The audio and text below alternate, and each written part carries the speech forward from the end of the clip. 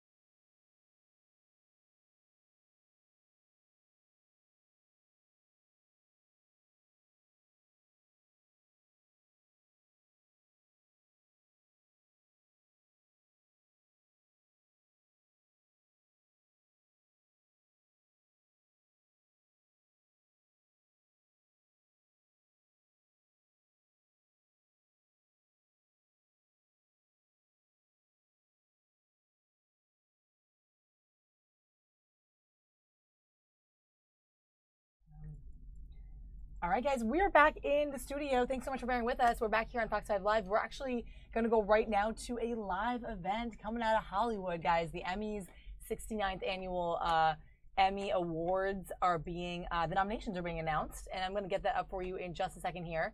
Nominations are down, they're down there at the Wolf Theater in North Hollywood, California. So we're going to go to that stream so that we can catch it and not miss it. And then we'll come back into the newsroom and jump around a little bit on Capitol Hill and tell you a little bit more what's going on in politics and whatever else we got coming in. Me and Cam here. All right, let's go to North Hollywood Emmy nominations. Paul Chen and the accounting firm of Ernst & Young, and our own award staff who oversee the Academy's voting procedures. We are also thankful to Audi, the Television Academy's official automotive sponsor, for their continued support. By the way, I'd just like to point out to all the potential nominees watching, as you can tell from the past few minutes, a laundry list of thank yous is not the most scintillating television. So as you prepare your acceptance speech, I challenge you to make it entertaining. Finally, on behalf of the over 24,000 members of the Television Academy, thank you once again for being with us this morning. Our broadcast of the Emmy nominations announcement will begin at 8:30 a.m., so for now, just sit back and relax. Thanks again, and good morning.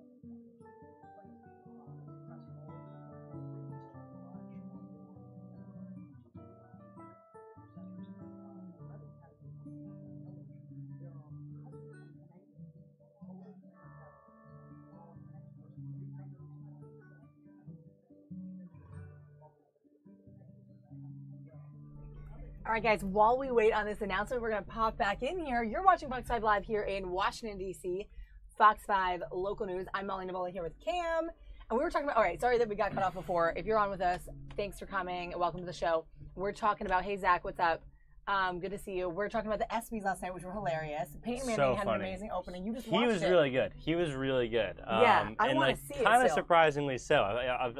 I've seen tweets this morning, you know, like, kind of complimenting him. Julian Edelman had a really funny kind of backhanded compliment. Jules, what up? For all the Patriots fans out there, he said, I have to admit Peyton Manning is killing it tonight, but it kind of makes sense because we are inside. Now, the joke being, obviously, that Peyton Manning played so much better against the Patriots when he was inside in the Indianapolis Colts Stadium as opposed to outside in New England. He obviously struggled a lot. So, you know, good backhanded compliment there, renewing the old rivalry between Peyton Manning and the Patriots. I like that. And how Julian Edelman had a hand in it, too, because Peyton was sort of the star. He did the opening, did the monologue, kind of put through a few jokes out there, some cracks. I really want to see it. I've yet to kind of watch the full monologue, but you just watched it. Yeah, I just watched it. I mean, all sorts of jokes in there. He really played up the like him being an ex-athlete thing, like one of the few ex-athletes to actually host the ESPYs. Obviously, John Cena did last year, but Peyton Manning had a joke about that, in fact. So, like I said, go check it out. It's on ESPN. It's on YouTube. It's on all over the place. Google it. You know, go on Twitter. Very, very funny stuff. Totally cool. I really want to see that, so that's on my list to do. I'm also intrigued by these Emmy nominations, guys. This is going to be coming out live from North Hollywood, California. We're getting this stream in, and it should be in just a few minutes here. Also today, changing gears, President Trump is in France, meeting with President Macron in France. And so we'll have sort of a camera there for an eye on what they have to talk about. I think there'll be a sort of a joint speech or something. We'll kind of recap what's going on in Bucks County, Pennsylvania, with the missing boys there, and kind of keep our ear out to see if anything is updated in that story. And then also on a lighter note, it's French Friday, National French Friday. On our good day this morning on the morning show, they were talking about what's the best one. They were having a taste test. Let us know what you think.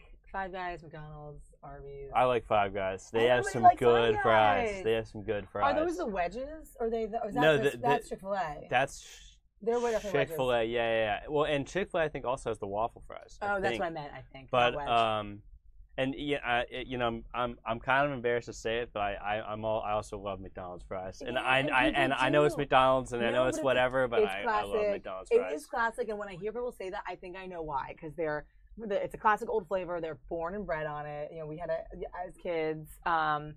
We're just getting an announcement from our box. But I mean, I think it's perfectly normal.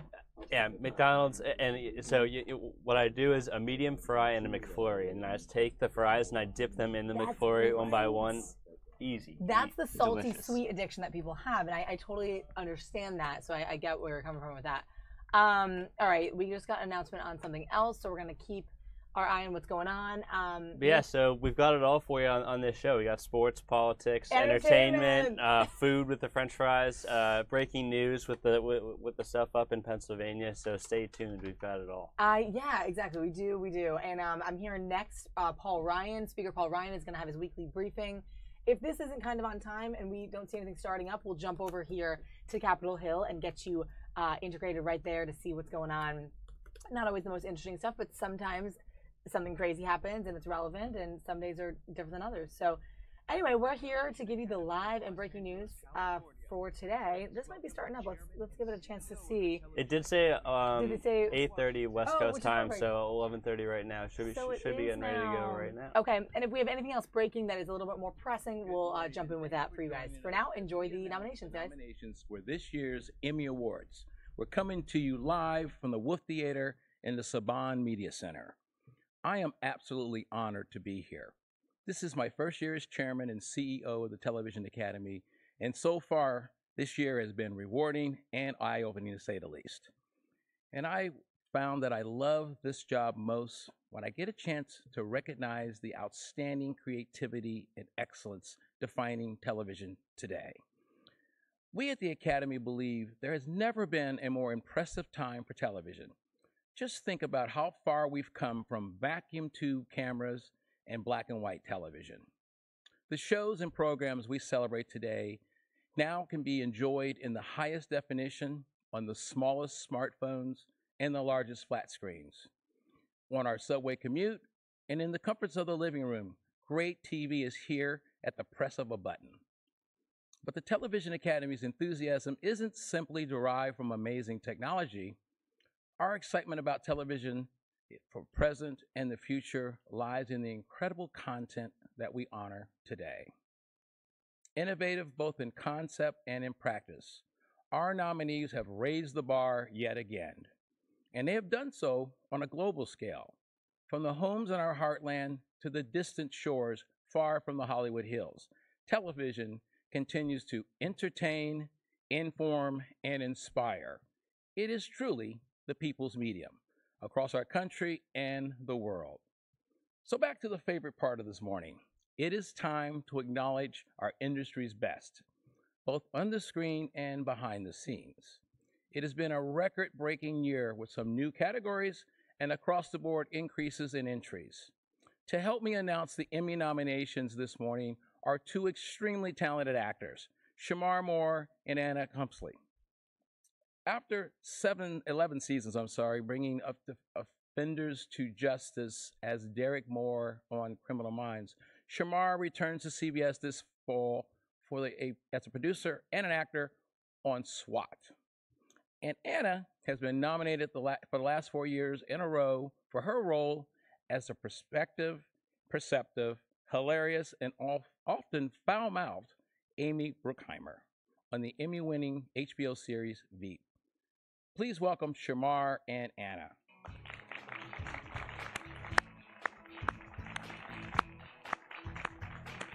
Anna and Shamar, thank you for joining us this morning. I'm going to turn it over to you. Thank you very much. Thank you, Hema. Shamar, When you left Criminal Minds, you said this is not goodbye. That's right. This is good. This is goodbye to this part of the dream. Yes. This chapter. Yeah, I did. It's the life that we actors have to accept. Shows are going to come and go. Some are going to succeed and others don't. But their creators all strive for excellence, and they hope of hearing their names called on mornings just like this. And that includes all of us on Veep. Yeah. So let's get to it. Showtime.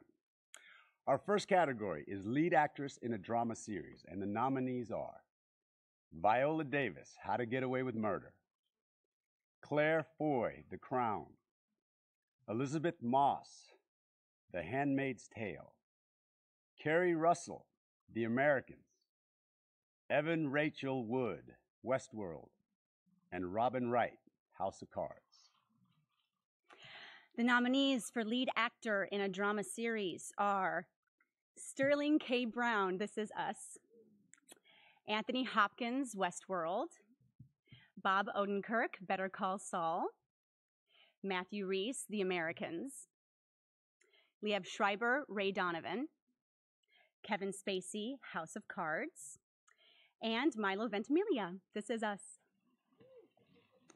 The nominees for lead actress in a limited series or movie are Carrie Coon, Fargo; Felicity Huffman, American Crime; Nicole Kidman, Big Little Lies; Jessica Lange, Feud, Bet and Joan; Susan Sarandon, Feud, Bet and Joan; and Reese Witherspoon, Big Little Lies. The nominees for lead actor in a limited series or movie are Riz Ahmed, The Night Of; Benedict Cumberbatch, Sherlock, The Lying Detective, masterpiece; Robert De Niro, The Wizard of Lies; Ewan McGregor, Fargo; Jeffrey Rush, Genius; and John Turturro, The Night Of. The nominees for lead actress in a comedy series are Pamela Adlon, Better Things; Jane Fonda, Grace and Frankie; Allison Janney, Mom; Ellie Kemper, Unbreakable Kimmy Schmidt; Julia Louis-Dreyfus, Veep; Tracy Ellis Ross, Blackish; and Lily Tomlin, Grace and Frankie. The nominees for lead actor in a comedy series are Anthony Anderson, Blackish; Aziz Ansari, Master of None; Zach Galifianakis, Baskets; Donald Glover, Atlanta; William H. Macy, Shameless; and Jeffrey Tambor, Transparent. Here are this year's nominees for Outstanding Reality Competition Program: The Amazing Race; American Ninja Warrior. I want to do that. Project Runway; RuPaul's Drag Race; Top Chef; and The Voice. The nominees for Outstanding Variety/Talk Series are Full Frontal with Samantha Bee; Jimmy Kimmel Live; Last Week Tonight with John Oliver; The Late Late Show with James Corden; The Late Show with Stephen Colbert; and Real Time with Bill Maher. For Outstanding Limited Series, the nominees are Big Little Lies; Fargo; Feud, Bet and Joan; Genius; and The Night Of. And below. Oh. Oh. This wasn't, where's my publicist? Where's my publicist? I was not prepped for this. What is happening here? You can do it. Hold on. Oh, this is fun. Oh, yeah. Yeah, this is fun. Oh. Get out my Kool-Aid. Congratulations on her 5th consecutive Emmy nomination for Outstanding Supporting Actress in a Comedy Series for Veep, none other than my sweetheart right here. Thank you. Phew. There it is. That's my girl. Yay. Come on. I didn't lie to you. Now, what's that like? You're like the Meryl Streep of TV or something? I don't know about that. Oh my gosh, that's neato. I actually get it written. That's so cool. Hercules, Hercules, Hercules. Oh, my daughter will appreciate that so much. Oh. All right. Okay, read the thing. All right, we got to stay sharp. All right. To complete this morning's Emmy nominations, let's bring back Hema Washington to announce the final 2 categories. Congratulations. That's so amazing. That's amazing. Thank you. Okay. Thank you. The nominations in the Outstanding Comedy Series categories are Atlanta, Blackish, Masters of None, Modern Family, Silicon Valley, Unbreakable Kimmy Schmidt, and Veep. Hey. Cleaning up. And finally, the nominations in the Drama Series category are Better Call Saul, The Crown, The Handmaid's Tale, House of Cards, Stranger Things, This Is Us, and Westworld. Congratulations to the nominees we announced this morning and to all our nominees this year. You can find a complete list of the 2017 Emmy nominees on our website at emmys.com. Be sure to watch the 2017 Creative Arts Emmys airing on FXX on September 16th.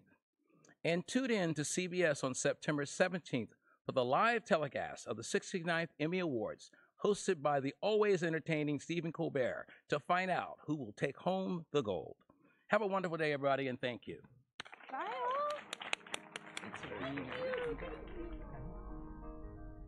All right, guys, thanks so much for joining us here for that special announcement, the 69th Annual Emmy nominations coming out from North Hollywood. I'm Molly Nevola. This is intern Cam in the newsroom. Thanks for watching. You're watching our digital show here, Fox 5 Live, out of Washington, D.C.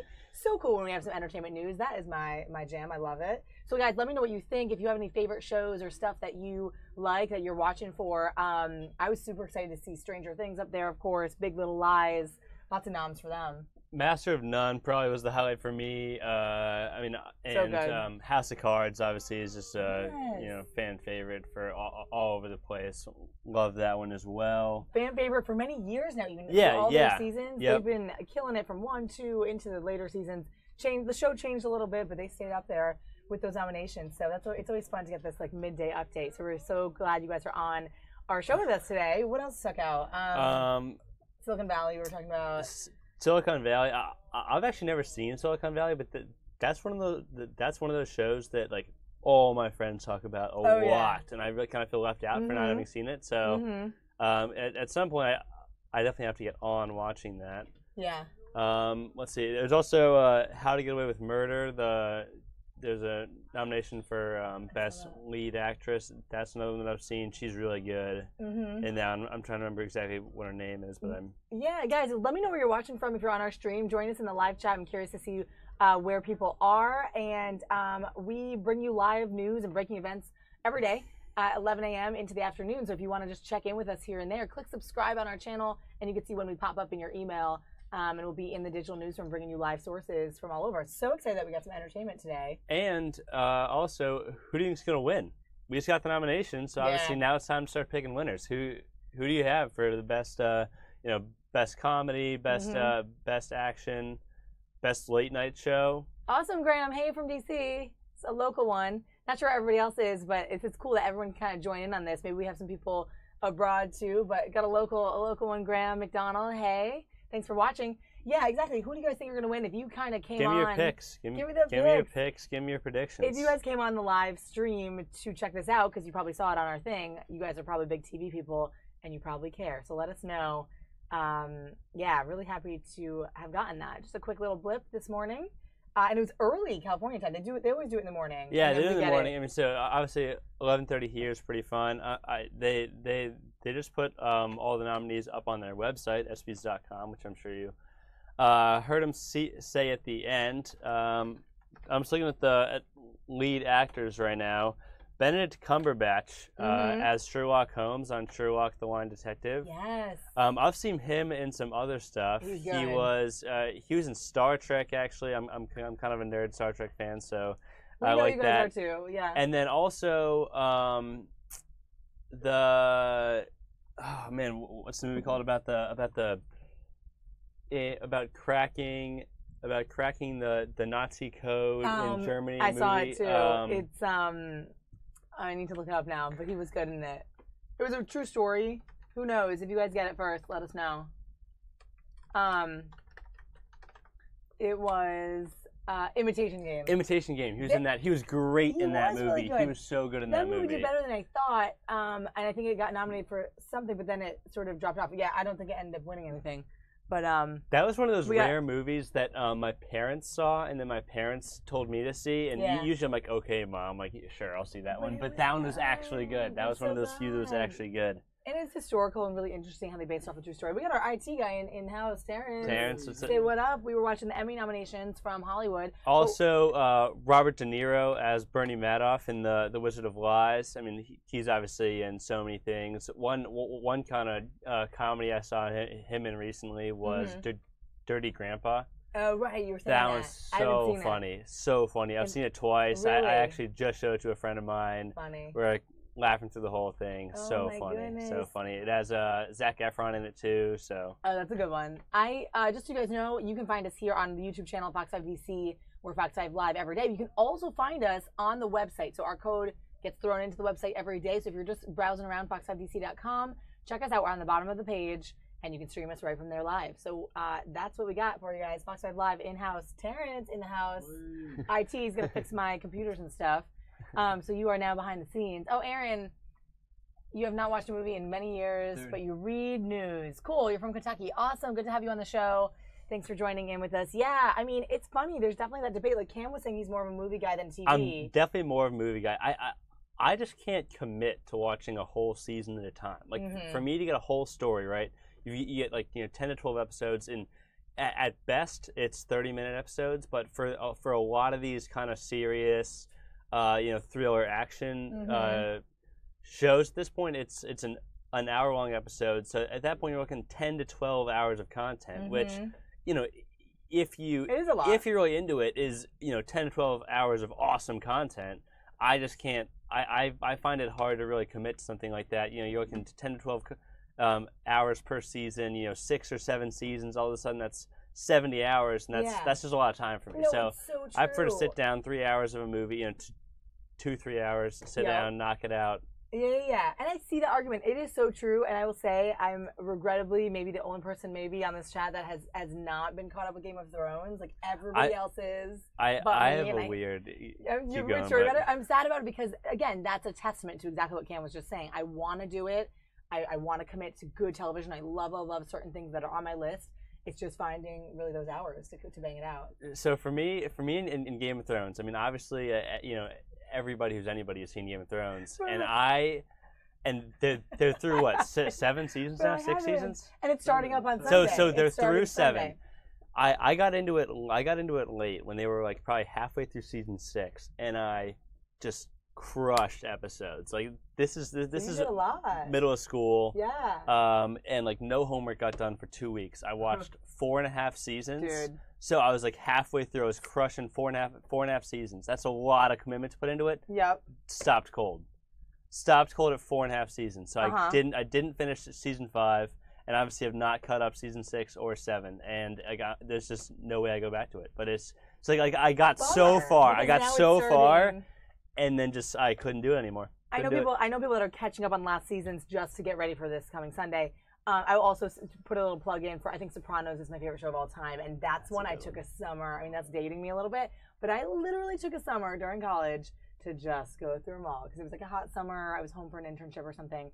But I mean, so there's certain things I will spend that time on, but I totally know what you mean. Once you're behind, you're behind. Terrence, do you have any favorite TV? Or? I don't watch Game of Thrones for the record. But I do have several favorites, such as like Breaking Bad. That's a classic. The Wire. Yes, The Wire, yeah. That is a classic. I also regrettably have not caught up with all that, but I remember when that was out, and I hadn't seen them all. But a really good one. My parents saw that one too. Yeah, but I definitely got to start watching Game of Thrones now. I know, man. Yeah, It's a check it big out. one. And now with the new stuff rolling around. But super exciting, guys, to bring you these nominations. The 69th annual Emmy nominations just came out this morning. If you didn't catch them, this show will replay when it's live on our website. And you can check them out again from this morning's announcement for the Emmys. So we're so happy to bring you some entertainment news, plugging it all in because we got a lot of other stuff that's a little bit more political and whatnot in the pipeline. But let's switch gears, I guess, and go over. Don't forget to join us if you like our show. Hang out with us. You can chat with us in the YouTube stream. We'll answer your questions. I want to play out this press conference from last night. We're going to go back to more newsy, kind of more local items.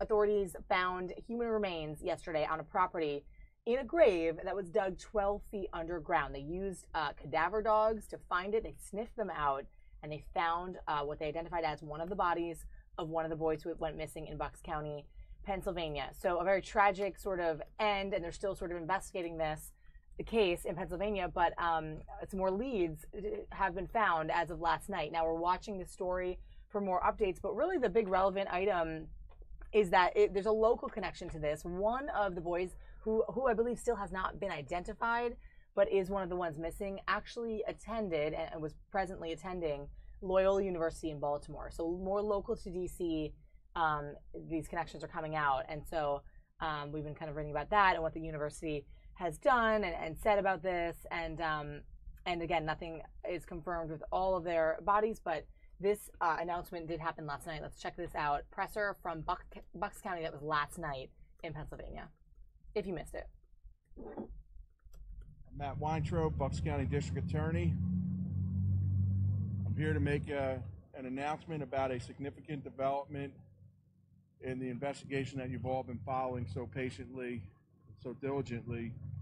We have found human remains in an approximately 12.5-foot deep common grave that we have painstakingly dug with a lot of care so as not to damage any potential evidence.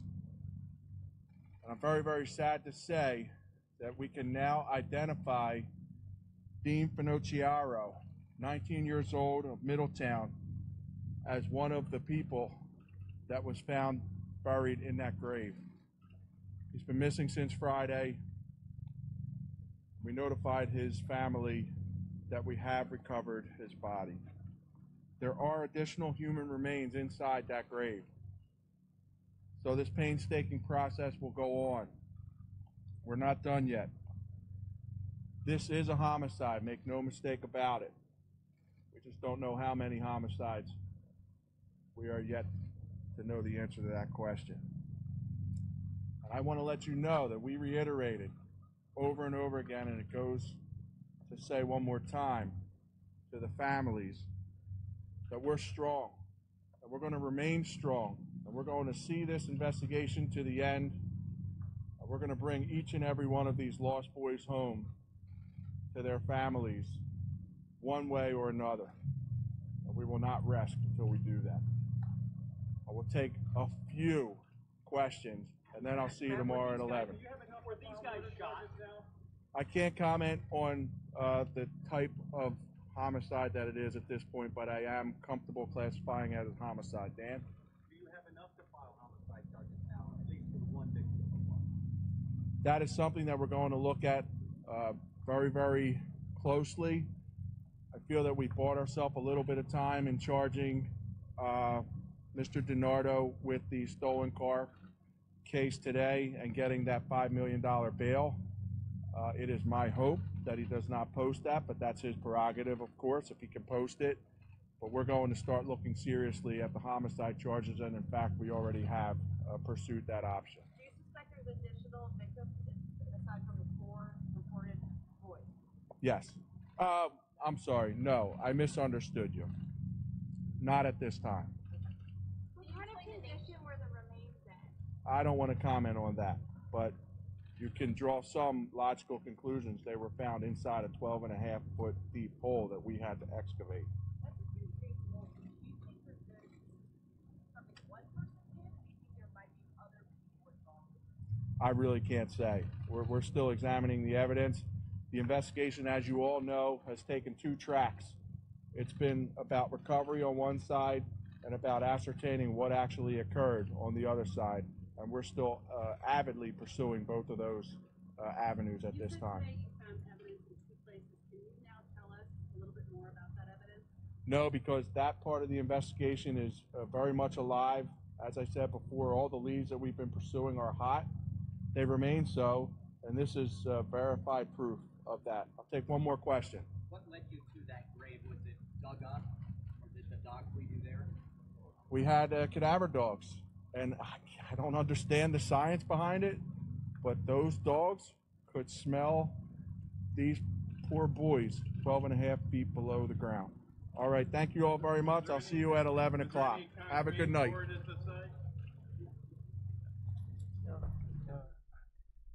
All right, guys. So that was the update from Terrence. Oh, Wait, sorry, you guys. said That was the update from last night. Very, very sad case there in Bucks County, Pennsylvania. That we're still questioning what's going on with that.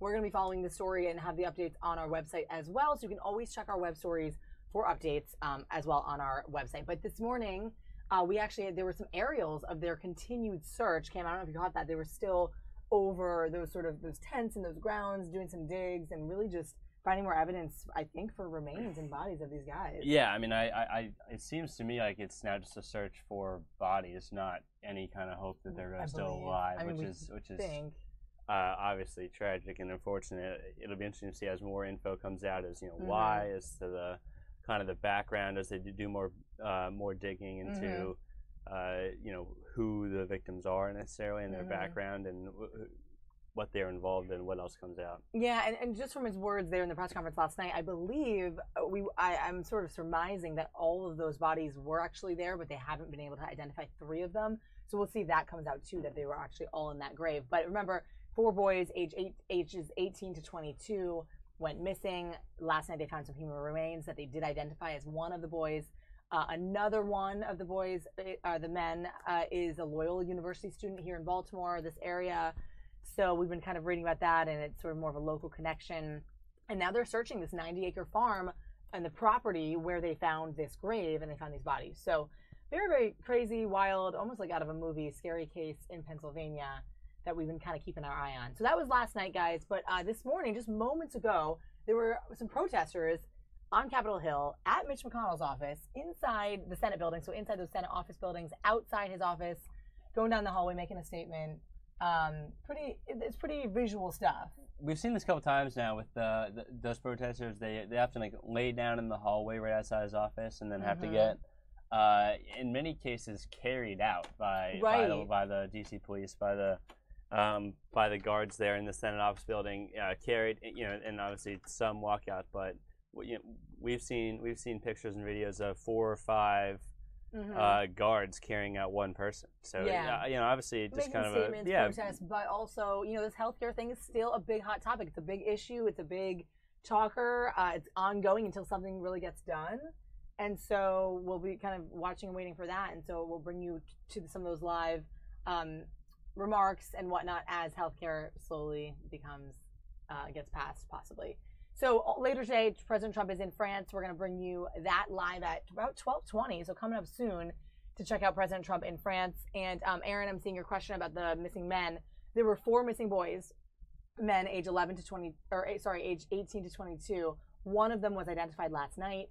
I think they believe the other 3 are along with him, but they don't know. But they've not identified the names because of the next of kin and whatnot. So still kind of waiting on more with that, but it's an ongoing breaking situation. So we'll bring you more if we get more information on that. But I want to show you now, just moments ago, live just a few minutes ago, really, protesters on the Hill, what it looked like inside those offices as these people were protesting healthcare outside of Mitch McConnell's office. Check it out.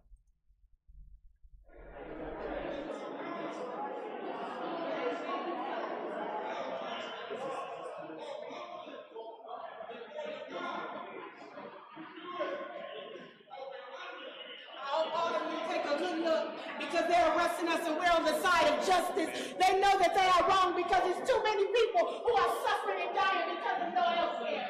No justice! No justice! No justice! No justice!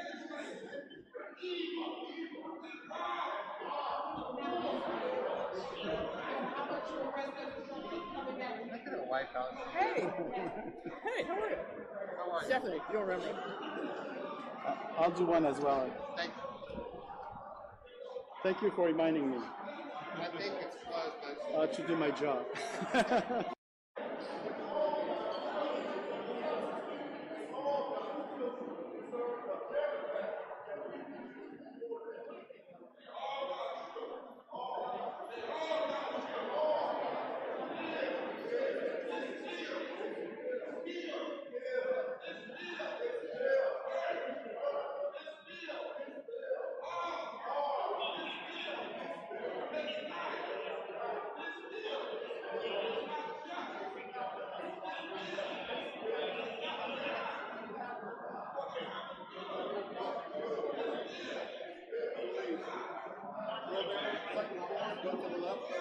Why are you being arrested?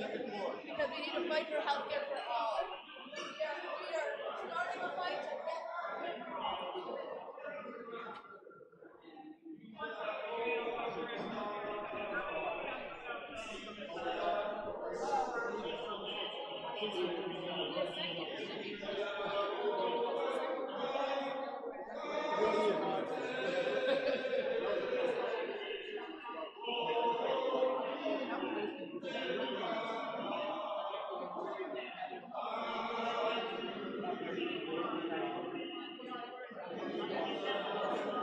they're locked in the hallway.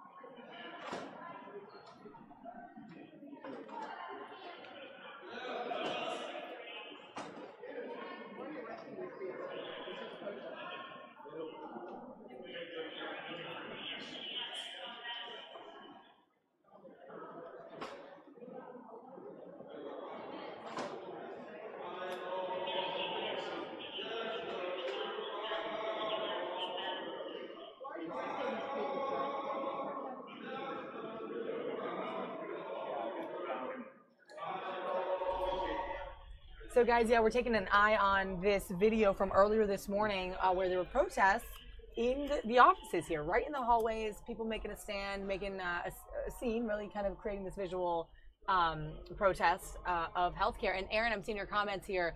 Yeah, I mean, it's a question, it's a talker. It's a topic that is hard to answer. A lot of people are on different sides of it, and it's complicated. And, you know, until we have some answers, until something happens in Congress, you know, we don't know what's going to happen next. But this is the type of stuff we're seeing now. It does kind of seem like the train is slowing a bit on the healthcare issue. I know that like last week and 2 weeks ago especially, you know, every day it was just bang, bang, bang. There was, you know, in between the Republicans talking about it and the Democrats having press conferences about it, where they would bring in, you know, people who would be directly affected by the repeal of Obamacare. There was, you know, daily, almost hourly news. You know, so we've slowed a little bit on the healthcare issue, and we'll see if it still ends up getting passed or getting through. But the train's definitely slowing down a little bit. Yeah, and there's some great footage there, the close-up of some of these protests still going on. I think you're right, Cam. Like, we saw a crazy week a couple weeks ago, or 2 weeks ago, of just very, very heavy, a lot of videos of people and live stuff really coming in, fighting this, Dems, GOP, everybody on either side. So, yeah, anyway, you're looking at this hallway here. This is outside Mitch McConnell's office in, I believe, I want to say, actually, I should know this. Is it the Hart Senate office building? I should know this too. I know. But it's one of those it's the Russell Senate building. So right there outside Capitol South Metro, if you guys are familiar with DC, right there where the Senate buildings are. So we got a photog getting some footage here of the hallway. You can see the guards obviously there, security still on hand. Not as sort of raucous and violent as some of the other ones we've seen. There was a really crazy one 2 weeks ago with like, I don't know, probably 100 people there all laying down and being carried out. That one, and like yelling, that was one of the crazier ones. And I think specifically that was also because those were some disabled residents that were fighting for rights for the disabled. So it's physically they were in wheelchairs and whatnot, and they were being taken out. Here it seems that people are more walking out. Lots of security on hand. And it seems to be some kind of religious-based one. I mean, everyone we've seen so far, like this guy, like, oh yeah, it does like seem has You're had right. either, you know, like the robes on, the yarmulke there. the sash. We got a yarmulke here. So we got, like, it seems, could be coincidental, but it seems kind of religiously organized maybe. Mm-hmm. Yeah, possibly. I hadn't actually read up on that. I'm not sure. Let me know what you guys think. If you have any thoughts or questions, we're here for you. We're watching this with you. And yeah, if you have any connection to this or thoughts about it, we want to hear what you have to say and where you're watching from. Thanks, Aaron and Graham, for being on the stream. Yeah, it's interesting video, pretty compelling. So that was just a few moments ago, guys, really, just this morning, getting this feed in. There's another one. Yeah, again, not as raucous as some of the other ones we've seen, but they're being escorted out of the Capitol, or rather out of the Senate building, Russell Senate building, there on the Hill.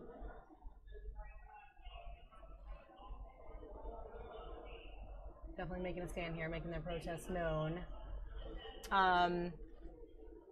I guess we're going to switch gears in a second. Just wanted to kind of show you some of this from this morning. We're going to go over to, just a little bit, to Paris, to France, where we were saying President Trump is meeting with Emmanuel Macron, president of France, and they had a nice little opening ceremony and kind of a beautiful shot there to show you guys of the president coming through the gates, Melania Trump as well, the First Lady, meeting there in France. And in just less than 20 minutes even, we're going to hear from them with a very special live event of President Trump and President Macron in France.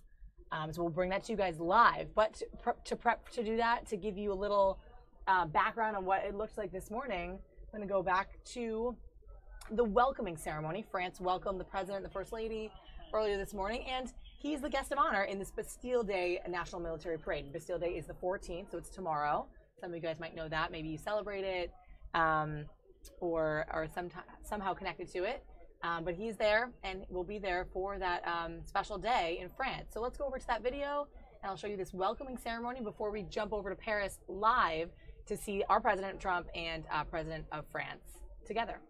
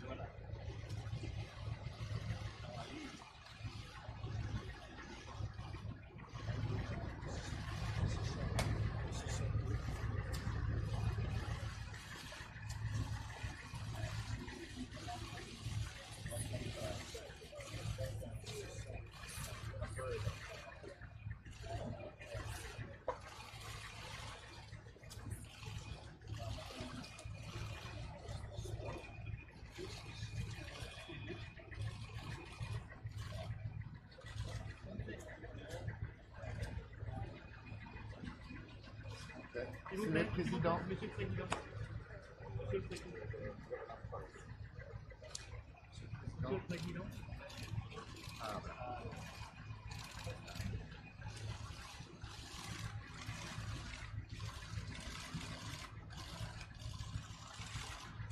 Okay.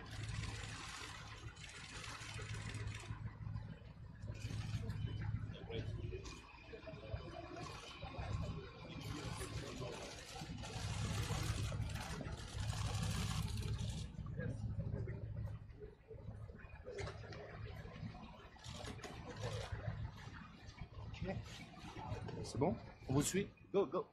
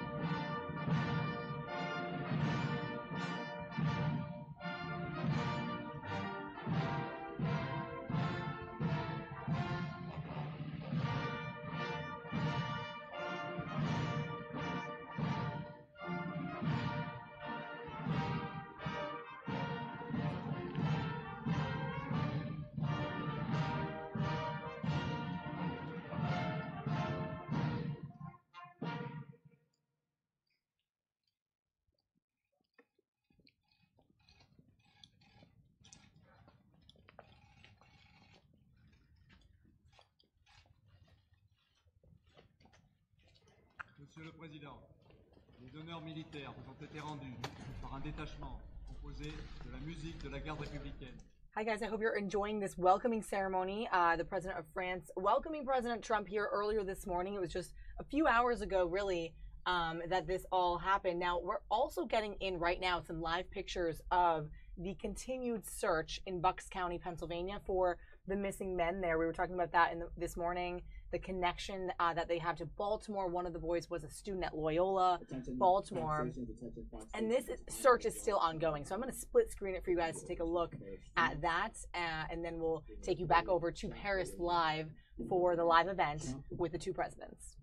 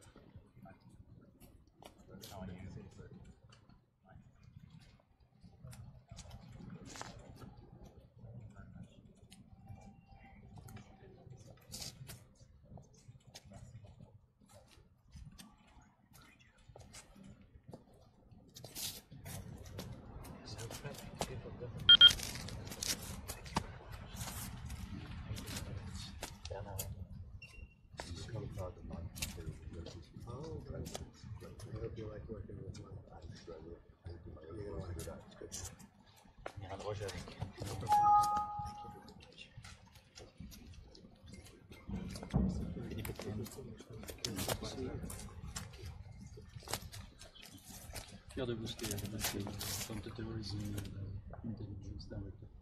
Thank you. It's a good function. It's an important function. Yeah. Thank you very much.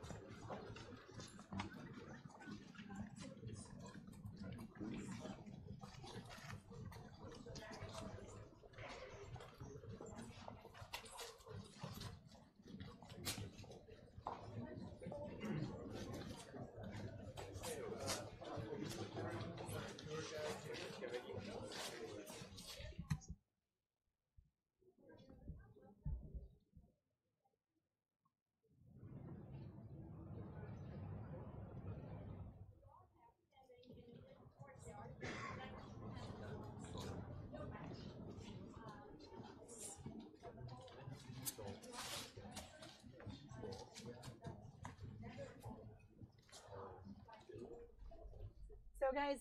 Thanks for enjoying our stream. I'm glad you guys are liking this. Aaron, I also think the reception was quite beautiful. We're going to keep that playing out, guys, and just switch this screen right here. You see below our faces still those aerials of the search that's continuing in Bucks County, Pennsylvania. Can't really see much from it, but you can see there's just a widespread of officials on hand. These tents, they're looking at stuff, they're investigating clues, and it's just not very close up to see the detail, but I'm sure we'll have more of this throughout the day as this case continues. So let me bring you guys over to what looks like the opening podium for, here it is, in Paris, right below us. They're getting ready to speak. This will be a joint statement, I believe, from both presidents. So we'll wait for that and then bring it full screen when it comes live. And right now, continue to enjoy just the opening ceremony for President Trump.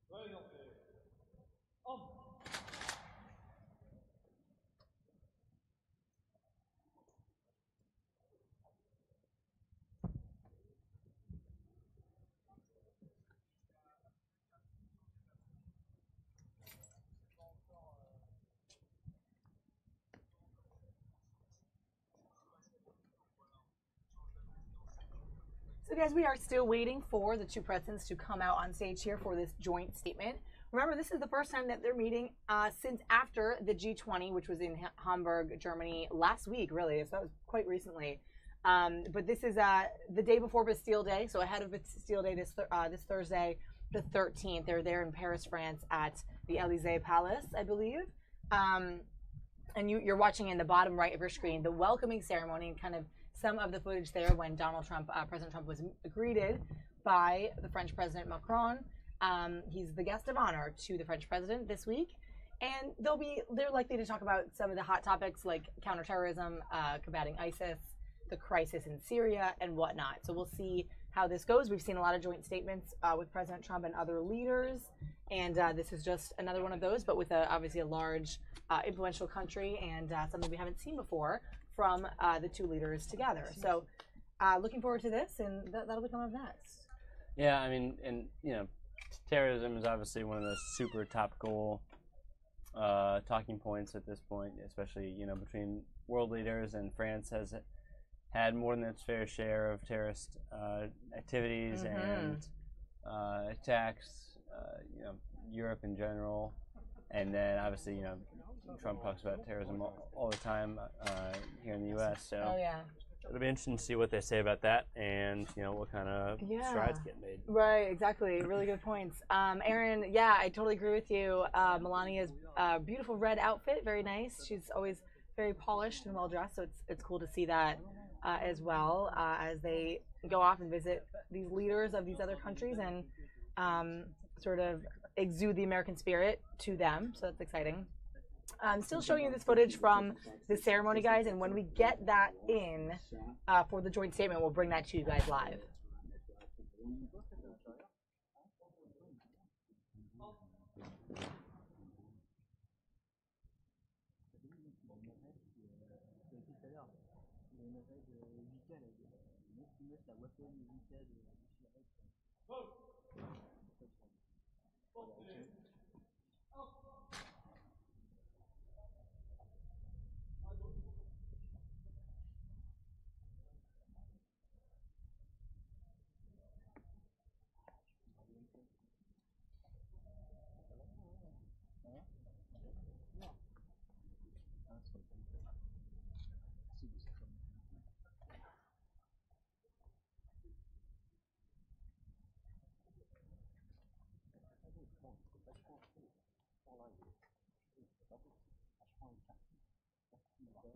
Oui, bah oui, bon, parce que ce qu'on a remarqué quand il évolue, qu'en fait, il était super long, franchement large. Et t'avais pas les. T'avais toutes les ouvertures sur le haut, ce qui disait au pire t'as les musiciens, mais en fait, non, c'était tellement large que tu cherches un truc. Et puis ça avait pas réussi à trouver, c'est super beau. J'ai l'impression qu'ils en ont fait exprès pour leur recevoir. Franchement, il n'y a rien. Bien les fois, c'est une belle là, mais moi j'ai une belle. Ouais, pour pas de merde. Ça l'a fait? Ouais. C'est plus joli d'ici ou? Non, c'est au même endroit? Au même endroit. Ah, je pensais que c'était déjà une. Non, c'est ici. Le canard était là-bas, il y avait deux là-bas. Ouais. Il y avait la chef qui promenait là, il y avait la grue qui était à l'angle là-bas. Ah, ils avaient ramené la grue. Il y avait un stade et puis il y avait une grue à ici. Et une autre toujours là-bas. Ah ouais. Ouais, ils ont bien quadrillé quand même.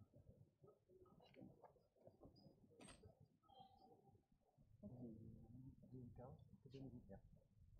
Ah ouais? Et toi, tu l'as fait des militaires? Non, non. C'est le civil. C'est marrant, je prenne que des militaires. C'est un peu qui m'a fait ça. Pour leur équipe.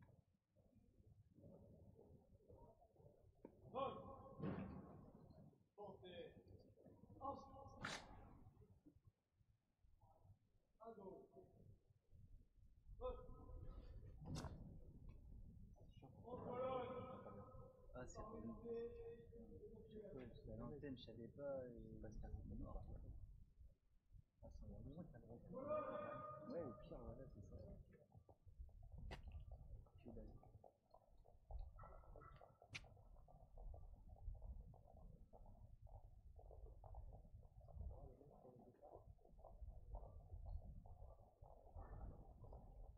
Ah ouais, grave.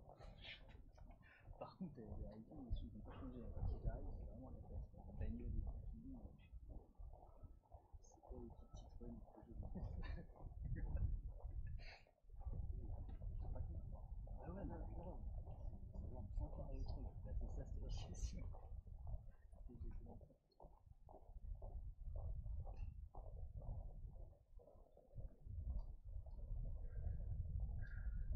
Écoute, il a eu la 2.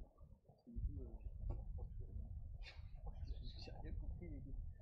On n'avait pas numéroté les canons du tout, le manche, je l'ai eu. Quand c'est comme ça, je peux même tout embêter. Ouais, mais c'est pas, tu peux pas me demander. Hi guys, if you're just joining us, welcome to the stream. We're watching Fox 5 Live in Washington, D.C. And we're waiting on President Trump. He's about to speak on stage right here below me with President Macron in Paris. He's visiting there. And at the bottom right of your screen, you're seeing sort of the tail end of the welcoming ceremony, welcoming the President and the First Lady to Paris, to France. That was just a few hours ago. And it was a really beautiful reception and video, so we wanted to kind of play that out for you as you prep to see this joint statement. But that's coming up next. It should be starting shortly. We're just waiting on them. So join us here live for this statement. We're excited to bring this to you. The two presidents' first meeting again since after the G20, and it's their first joint statement together. So this is an exciting event here to watch. So join us here on the live stream. Let me know if you have any questions or comments. We are here in the digital newsroom watching along with you guys to answer for you too. All right, guys, so that will be starting up shortly. Parce que normalement, l'exercice est inversé, mais je sais pas. Non, il y a SMS, par exemple.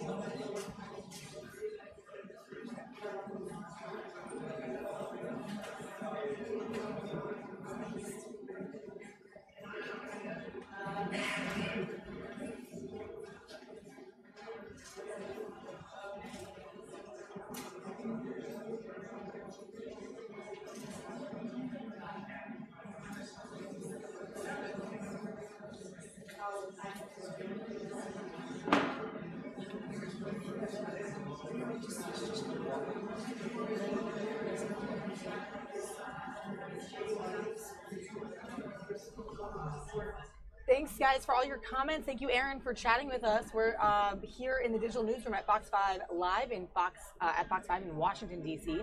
We're waiting on this press conference, or this joint statement, rather, with the two presidents. We're hearing now that it's going to just kind of happen. We won't get a 2-minute warning, so we're going to get ready to watch this. But very exciting meeting with the two presidents today, their first joint statement together.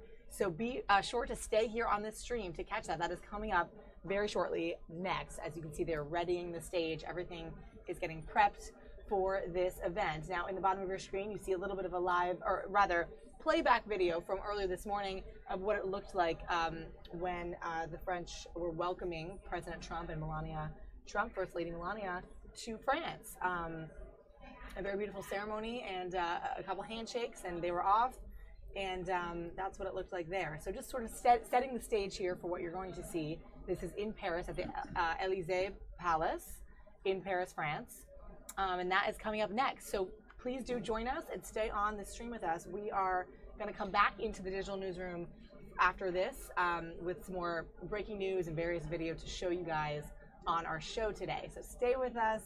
And if you like what you see, chat along with us. Let us know your questions, your thoughts, if you have any comments on anything that you see. And we're going to effort some of the answers to those questions throughout the show. So, all right, guys, this is coming up next. Stay with us here for this joint statement with President Macron and President Trump in just a few moments.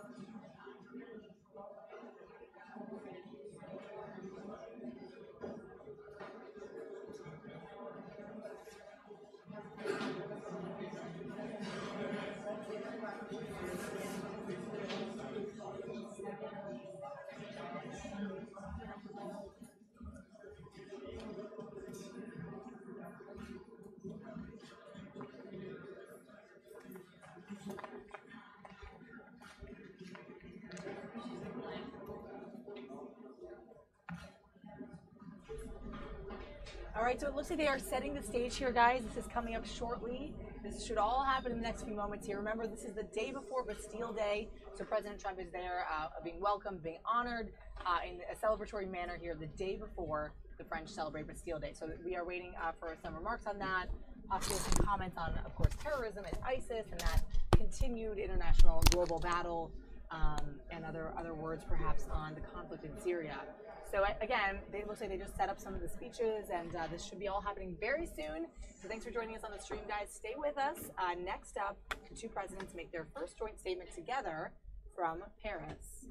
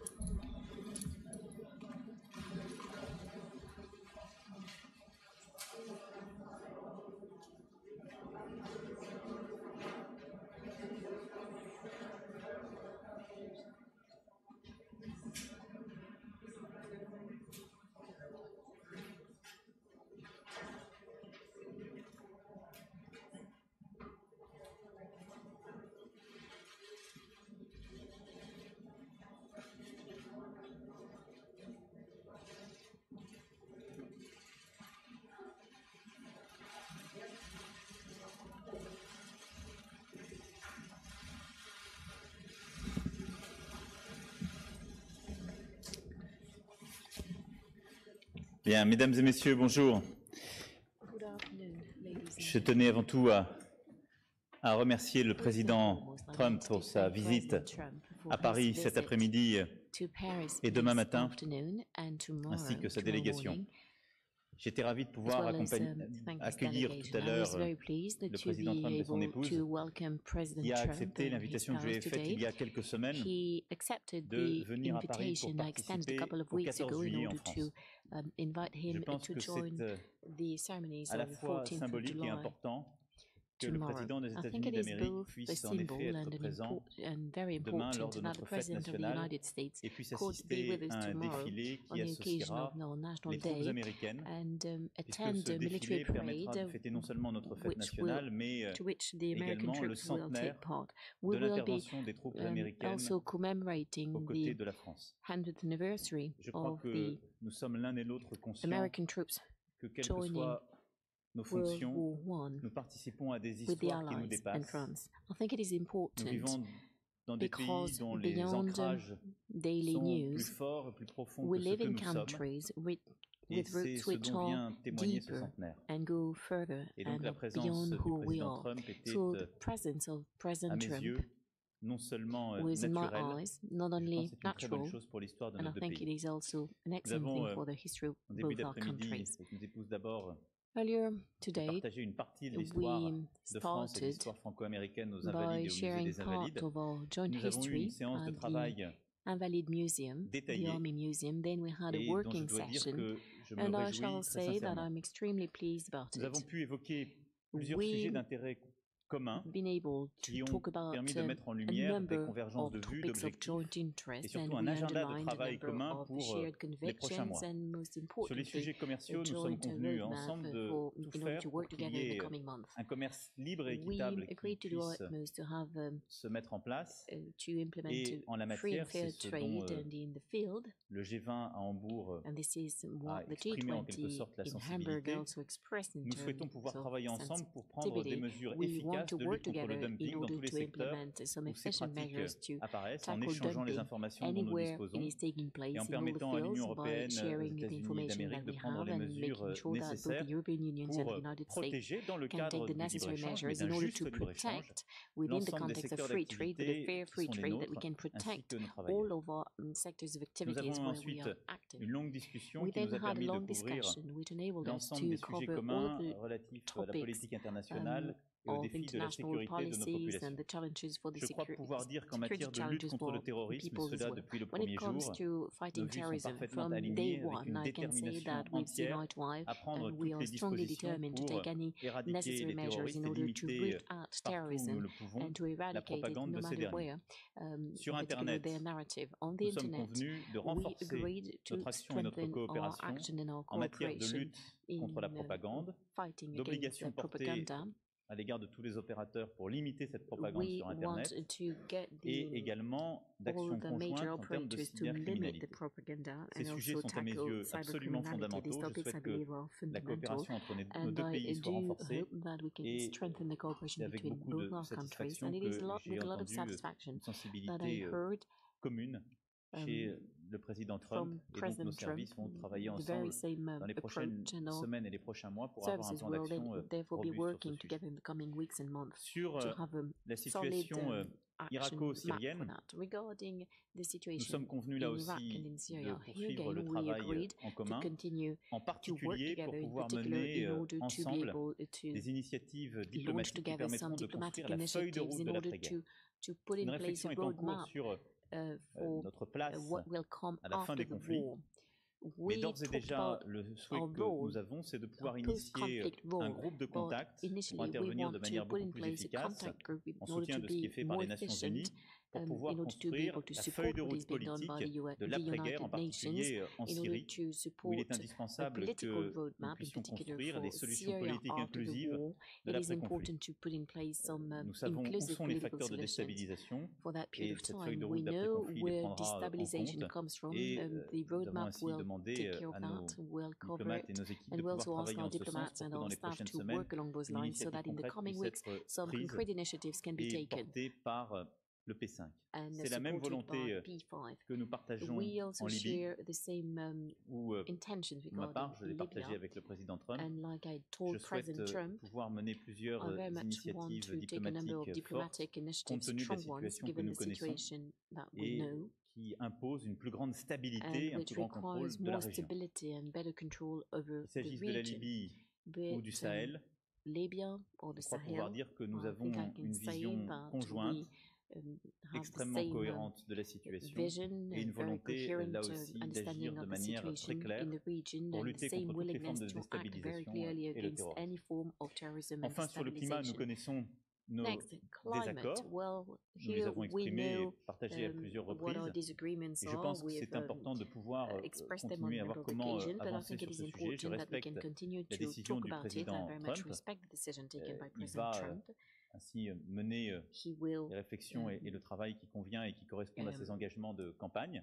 Pour ma part, work comme je upon l'ai dit, implementing je his reste attaché campaign à l'accord de Paris et à promises la volonté qui est la and, mienne as far as I'm de concerned, poursuivre le I cadre de cet remain accord attached to et the de pouvoir Paris justement Accord procéder and étape par étape à ce qui we'll est make prévu sure that par step l'accord. by step we can Voilà, do mesdames et everything which messieurs, is in the l'essentiel des accord. discussions que nous avons Ladies eues, and gentlemen, au-delà this is d'échanges amicaux que nous poursuivrons in summary dans la what we've soirée. been talking about. We Je will dois dire que continue sur under ces grands friendly, with sujets a que friendly sont tone le commerce, and la informal one this sécurité evening regarding de nos trade and pays, security la for lutte both contre le our countries, the terrorisme, fight against la terrorism, stabilité au Proche et stability Moyen-Orient, in the near en Middle Libye East, ou in au Sahel, Libya or in the nous avons Sahel. une détermination I can say that commune. we have a Les shared États-Unis d'Amérique sont fortement determination. The engagés, en United States particulier dans la is guerre d'Irak, et je extremely remercie le involved in président the Trump Iraq war, and I pour would tout like ce qui a to été thank fait President dans Trump ce for everything contexte-là that's been done par les troupes américaines. by the American troops Mais je against veux qu'il this sache la background, but I would like him to détermination know complète qui est la mienne that I am fully d'œuvrer avec determined lui to sur act ce together sujet with avec him in this une respect. détermination entière.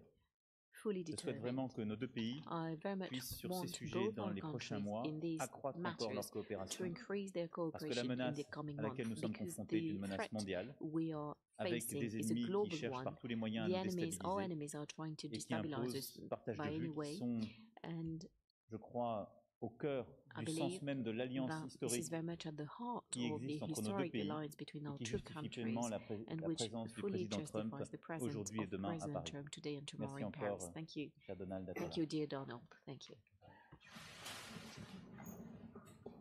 Well, thank you very much, President Macron. And Melania and I are thrilled to join you and Mrs. Macron. This is a wonderful national celebration, and we look very much forward to it. It'll be spectacular. Tomorrow, Bastille Day. We're honored to be here in your beautiful country, and it certainly is a beautiful country, with its proud history and its magnificent people, and thank you for the tour of some of the most incredible buildings anywhere in the world. That was very, a very beautiful thing to see. Thank you. When the French people rose up and stormed the Bastille, it changed the course of human history. Our two nations are forever joined together by the spirit of revolution and the fight for freedom. France is America's first and oldest ally. A lot of people don't know that. Ever since General Lafayette joined the American fight for independence, our fates and fortunes have been tied unequivocally together. It was a long time ago, but we are together. And I think together perhaps more so than ever. The relationship is very good. This visit also commemorates another milestone. 1 century ago, the United States entered World War I. And when the president called me, he had mentioned that fact 100 years ago, and it was, I said, Mr. President, I will be there. That's a big, important date, 100 years. We remember the tens of thousands of Americans who gave their lives in that valiant and very difficult struggle. We also pay tribute to the heroic deeds of the French troops whose courage at the Battle of Marne and countless other battles will never be forgotten by us. More than 1 million French soldiers laid down their lives in defense of liberty. Their sacrifice is an eternal tribute to France and to freedom. French and American patriots have fought together, bled together, and died together in the fight for our countries and our civilizations. Today we face new threats from rogue regimes like North Korea, Iran, and Syria, and the governments that finance and support them. We also face grave threats from terrorist organizations that wage war on innocent lives. Tomorrow will mark 1 year since a joyous Bastille Day celebration in Nice turned into a massacre. We all remember that, how horrible that was. We mourn the 86 lives that were stolen, and we pray for their loved ones.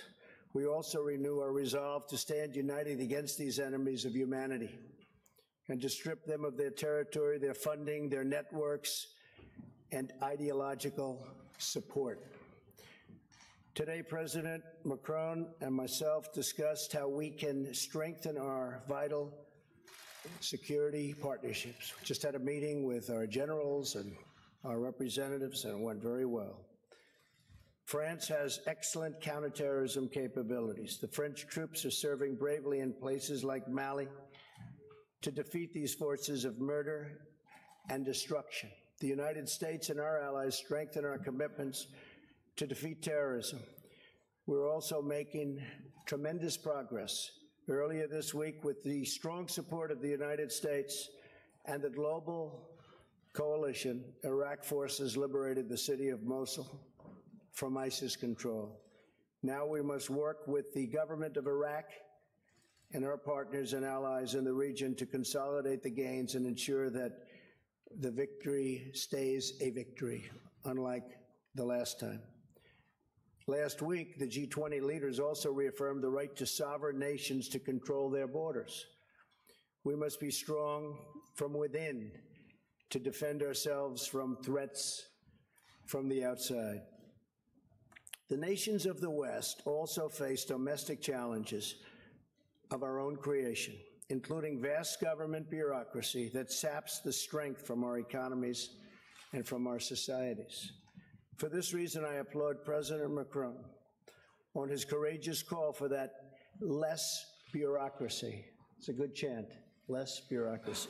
We can use it too. And a Europe that protects its citizens. We did not become great through regulation. And in the United States, Mr. President, we also have cut regulations at a level that we've never seen before. So we're very proud of that over the last 6 months. But by allowing our people to follow their dreams, that's what it's all about. To achieve these dreams, however, we must also confront unfair trade practices that hurt our workers and pursue trade deals that are reciprocal and fair. Both President Macron and I understand our responsibility to prioritize the interests of our countries and, at the same time, to be respectful of the world in which we live. We live in a very complex world. We have to respect it.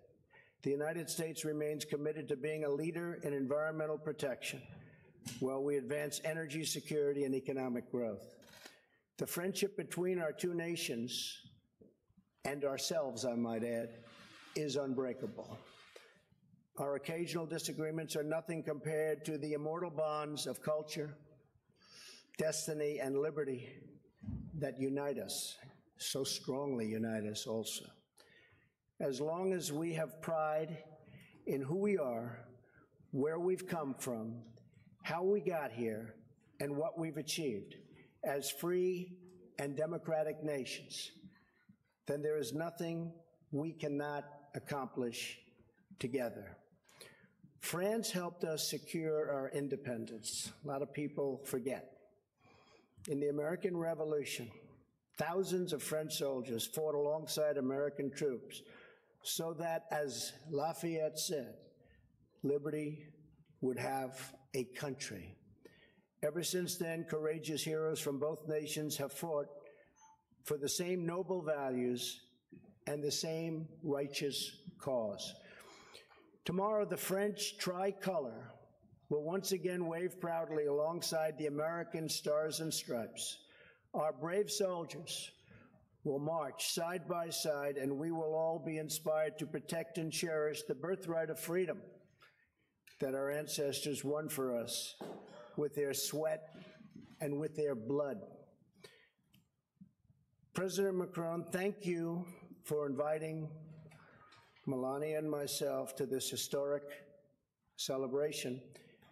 And to you and your spectacular country, may God bless France, and may God bless America. Thank you very much. Thank you. Thank you, Mr. President. Thank you. Très bien. Nous allons prendre, je crois, 4 questions. Very well. I think we will be taking 4 questions.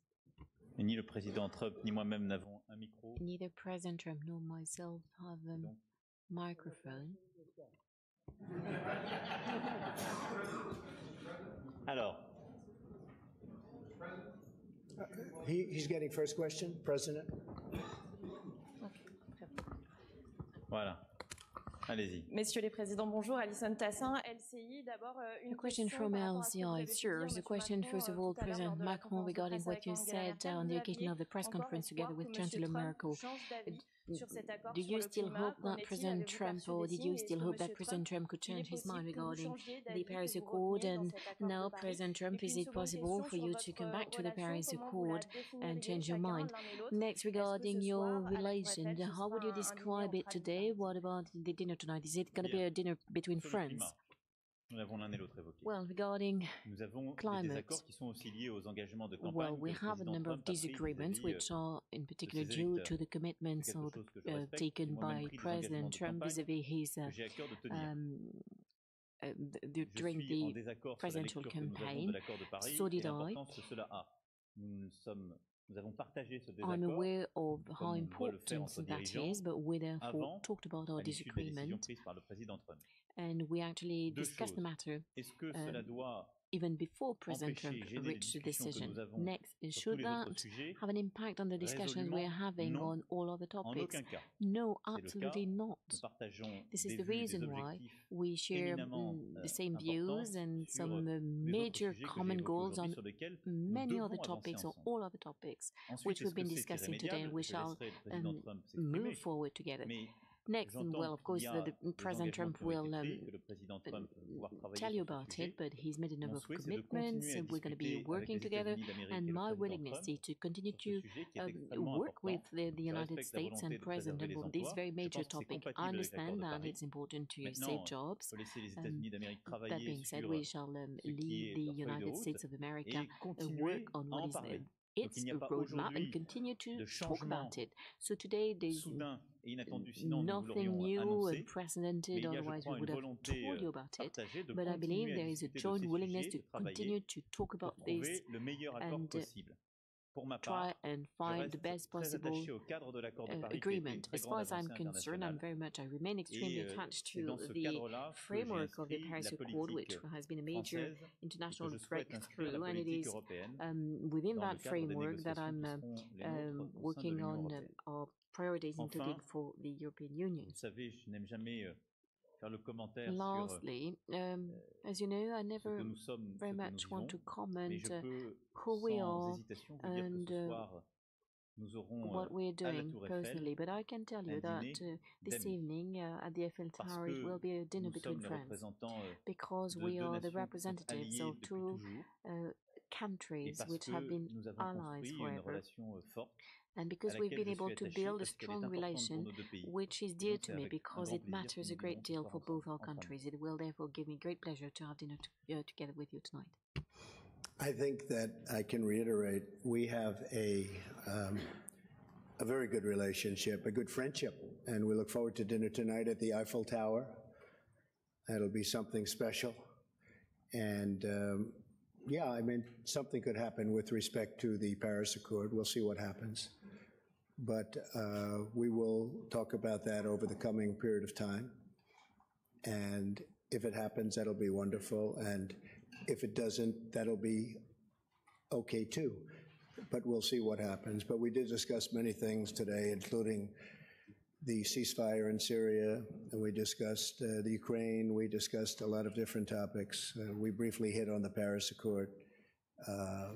and we'll see what happens. Okay? Yes, ma'am. Go ahead.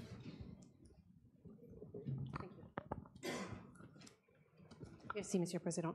Mr. President, your FBI nominee said if someone in a campaign got an email about Russia like the one that your son Don Jr. received, that they should alert the FBI rather than accept that meeting.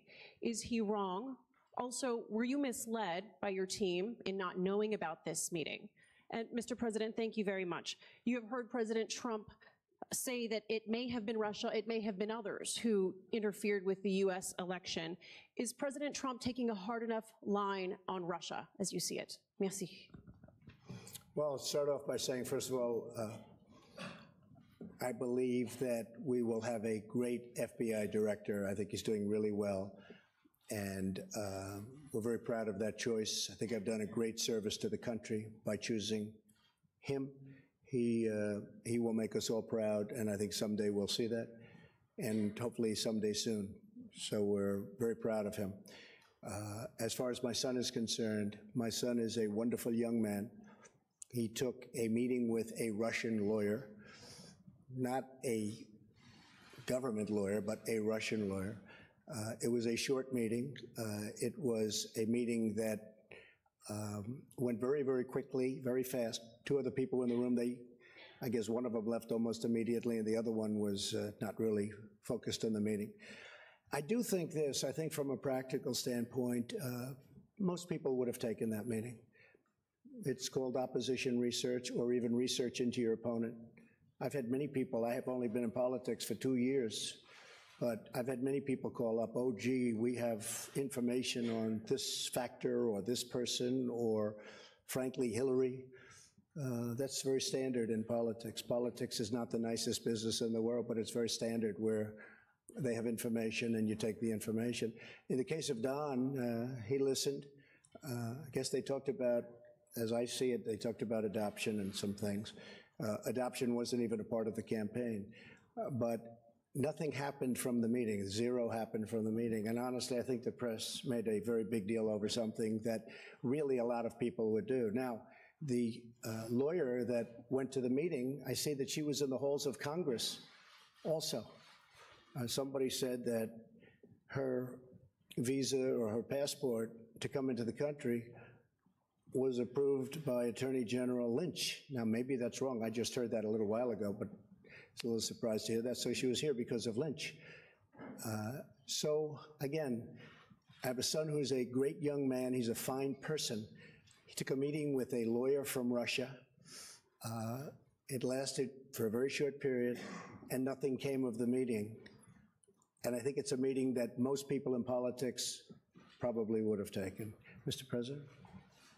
Yes, to answer your question, I will not interfere. Pour répondre à votre question, je ne vais pas me mêler à la politique interne des États-Unis et je pense que c'est un bon principe que de ne pas interférer dans la vie nationale des autres. And I do believe that both of us have direct relationship with Russia. President Trump had more than 2 hours meeting with President Putin during the past G20. The last G20, and myself, I had 2 very long meetings with President Putin, the very first one in Versailles and the second one during the G20, and this relationship is very important. We have a lot of disagreements. We have a lot of discrepancies, obviously, with Russia. But in the current environment, especially in the Middle East, it's a necessity to work together, to exchange information, to share these agreements, and to try to build solutions. So that's my relationship with Russia. And we don't have, obviously, the same relationship as the one with the US, but that's a long-standing relationship with Russia as well. And I think it's important that both of us have direct discussion and contact with President Putin. One of the great things that came out of that meeting, by the way, even though it's not part of the question, was the fact that we got a ceasefire that now has lasted for, I guess, Mr. President, almost 5 days. And while 5 days doesn't sound like a long period of time, in terms of a ceasefire in Syria, that's a very long period of time. And that was a result of having communication with a country. So during that 5-day period, a lot of lives have been saved. A lot of people were not killed. No shots have been fired.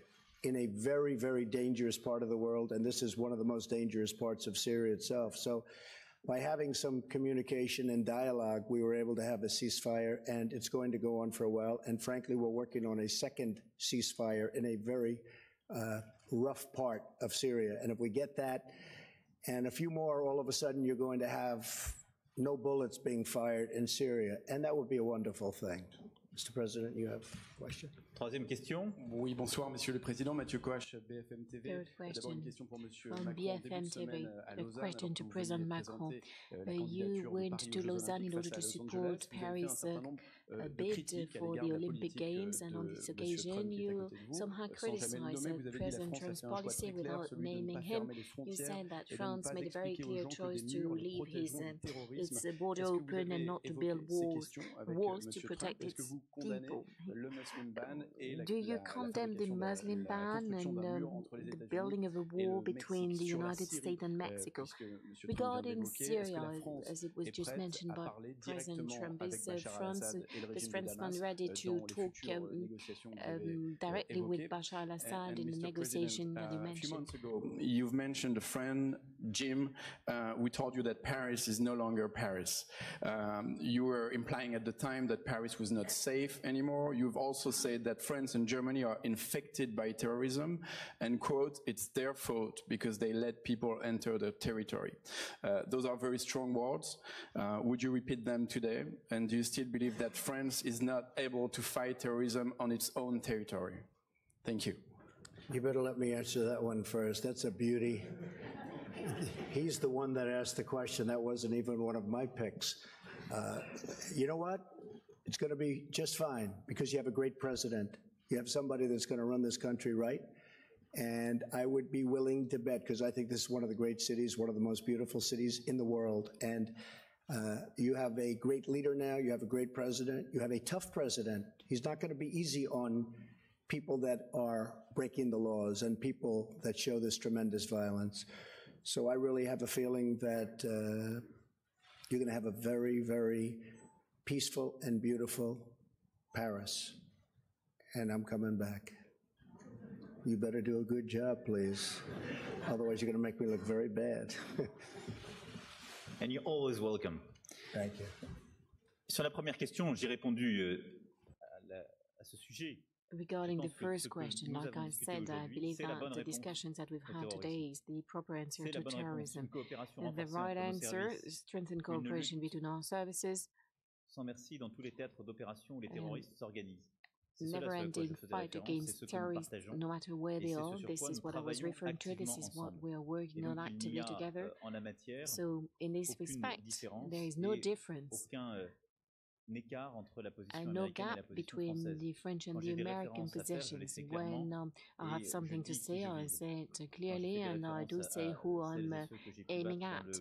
And when I refer to those who've been my opponents in the French political battle, I also mention the names.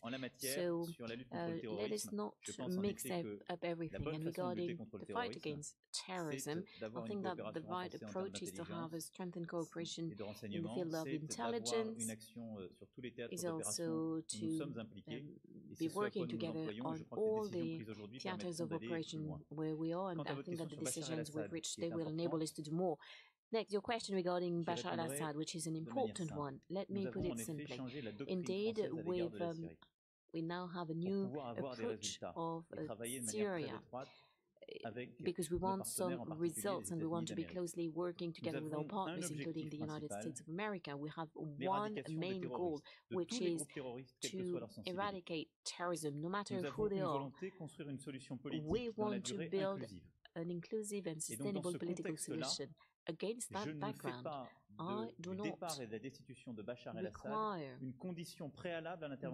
Assad's departure. This is no longer a prerequisite for France to que nous avons fermé work on notre that, ambassade à because Damas et I que can nous avons pris only contact tell you that for avec 7 Bachar years el-Assad et que we nous avons posé cette condition sans aucune did explication. not have an embassy in Damas, Troisième point, nous avons and une ligne still we rouge have a commune solution. que nous partageons avec le président Trump. Next, we also Il est have a intervenu common red avant que je line ne sois together élu with sur ce President sujet. Trump. He Je l'ai réaffirmé intervened lorsque j'ai vu before le I was président Poutine. elected, Aucune utilisation d'armes and I chimiques. said it to President Toute Putin utilisation after my d'armes chimiques election. fera l'objet de No use représailles whatsoever immédiates of chemical weapons. sur les Any lieux use will d'utilisation lead ou de to stockage. a reaction, an attack against a reaction regarding the storage places. And next, we also want humanitarian corridors. Dans la durée, la stabilité politique. Also, we want to build a sustainable political stability for Syria. This is our roadmap. In order to stick to it, we need a diplomatic initiative beyond our military actions. This is what we've been agreed upon. Agreeing upon because we want to take an initiative with the members of the Security Council and a number of countries involved in the process. Of course, there will be representatives of Assad that will enable us to put in place the roadmap for after the war. But there will also be representatives of the Syrian opposition and people with different backgrounds, and we will talk to all of them against that background. One last question for an American journalist. Go ahead.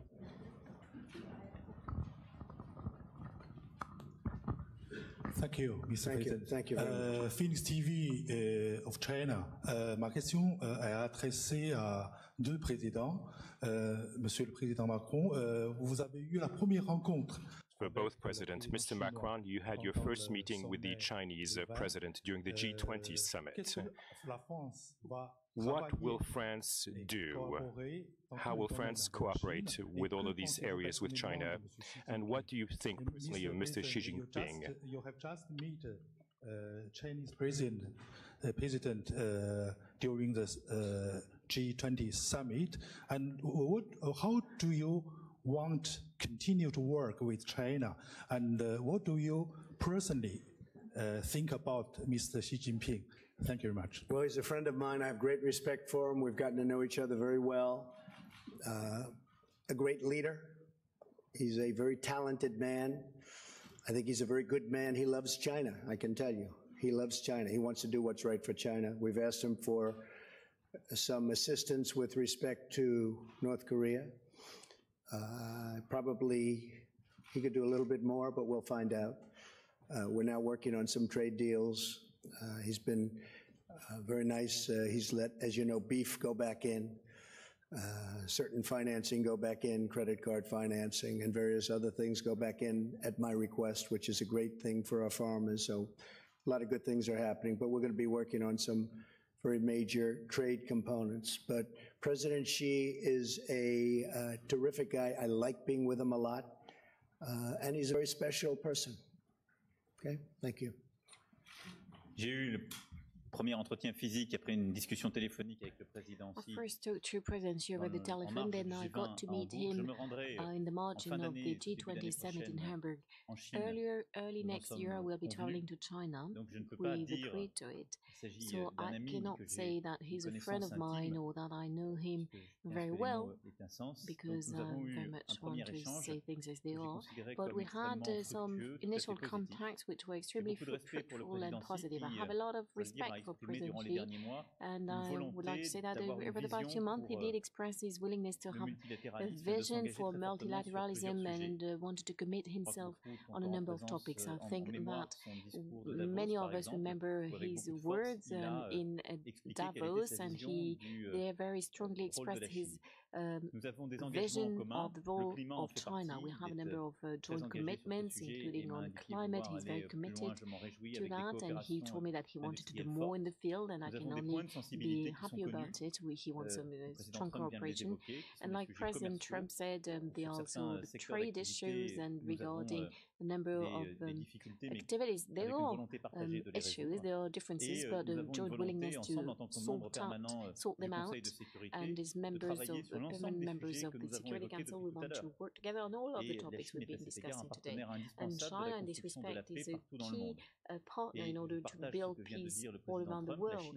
And I share what President Trump just said, that China is to play a very specific role regarding the rising tension, the growing tension with North Korea, and it's important that China can play fully its role in the region. In summary, I think he's today one of the great leaders of our world, implementing a major and ambitious reform of China, society and the economy in China, and therefore my willingness in this respect as well is to have a strategic dialogue, the purpose of which is to continue to talk about the industry, civil nuclear industry, economic matters, and talk about any difficulties we may have together. Très bien. Il me reste well. à vous remercier, mesdames et messieurs. Allow me to thank you, ladies and gentlemen, and once again thank President Trump for his visit, and I will be seeing him in a few moments in a friendly atmosphere. Thank you, Mr. President, very much. Great honor. Thank you.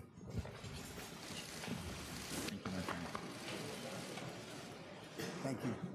Thank you.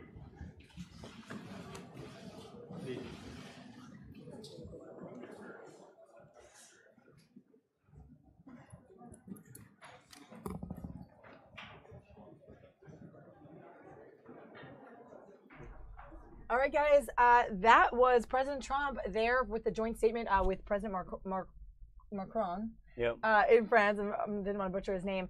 And it was longer than I thought, actually, and the Q&A session was pretty interesting. But a lot of talk about, and there we go, we'll bring it back into the studio. A lot of talk about sort of revolution and freedom, of course, in advance of Bastille Day, which is tomorrow. He got some questions, even regarding Donald Trump Jr., which has been big in the news this week. I have some of the viewers talking about that now. So the questions were kind of everything. But the speeches themselves were kind of what I expected, sort of the togetherness of the two countries, celebratory. Nothing crazy there. I thought it was funny, Donald Trump talking about having lunch at dinner at the Eiffel Tower later. Yeah. Like, I thought it was just like a little, funny snide insert there. Mm-hmm. Yeah, a couple of moments. I think Trump was a little bit comical, and I think there'll be some, some statements and tweets about that. But guys, let me know what you think if you guys are still on the stream. Looks like we're getting some footage of them exiting the building.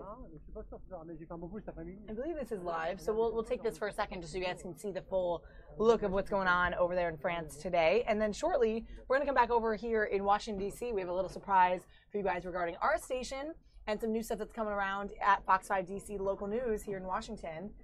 So let's stay here in Paris and kind of see them exit. And then I guess he goes off to dinner at the Eiffel Tower, right? Yeah. I guess it is 6. It's dinner. It's like 7:20 or something like that, right? Isn't it? Is it 6 hours? I think it's 6, 5 or 6. So there they go. That's really exciting. All right, guys. Let me know where you're watching from if you are watching our stream and what you think about this. We'll catch this live exit here. I'm going to make it full screen, and then we'll come back in the studio.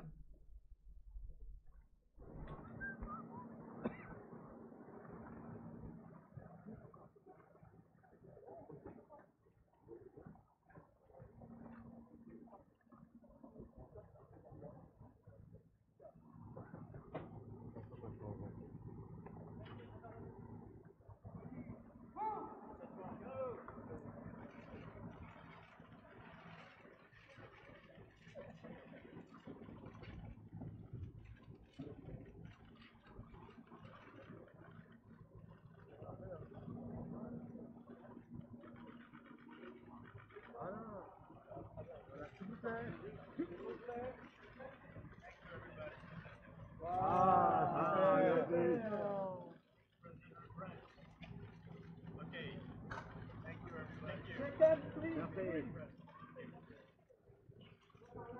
plaît.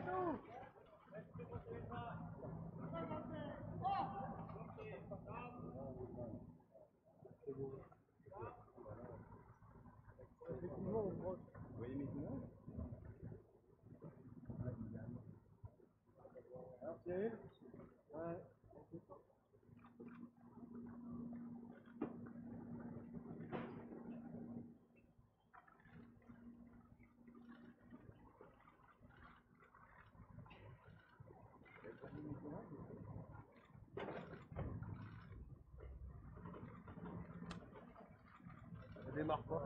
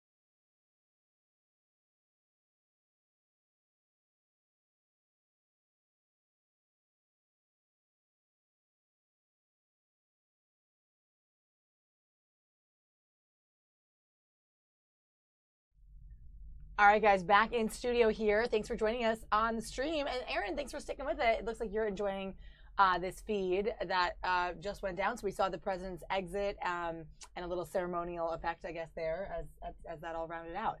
So we're going to come back to Washington, D.C. now. Let's bring it here. It's Molly and Cam with you guys in the newsroom. Let's go over to Capitol Hill actually right now. We haven't really seen a lot of the House or Senate floor this week. Of course, they were out of session for a little bit, back now, and the Senate just announced they're going to be pushing into their typical recess period in August, going into those first 2 weeks. But right now, we're getting a stream in from the House floor.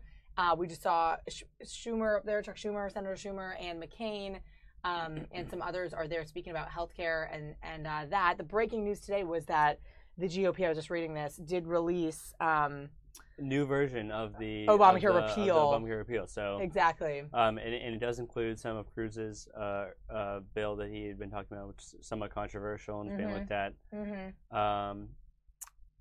by OMB and the Office of Managing and Budget, something like that. Yeah.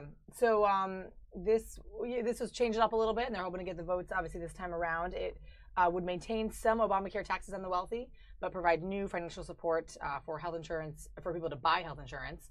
So that's another portion of this revised bill. So anyway, they're debating that right now on the House floor. We're going to go over there. Before we take it back to the studio here in Washington, D.C., we have some special news about a new broadcast that's coming out soon. A little surprise for some changes with our studio or with our station as well.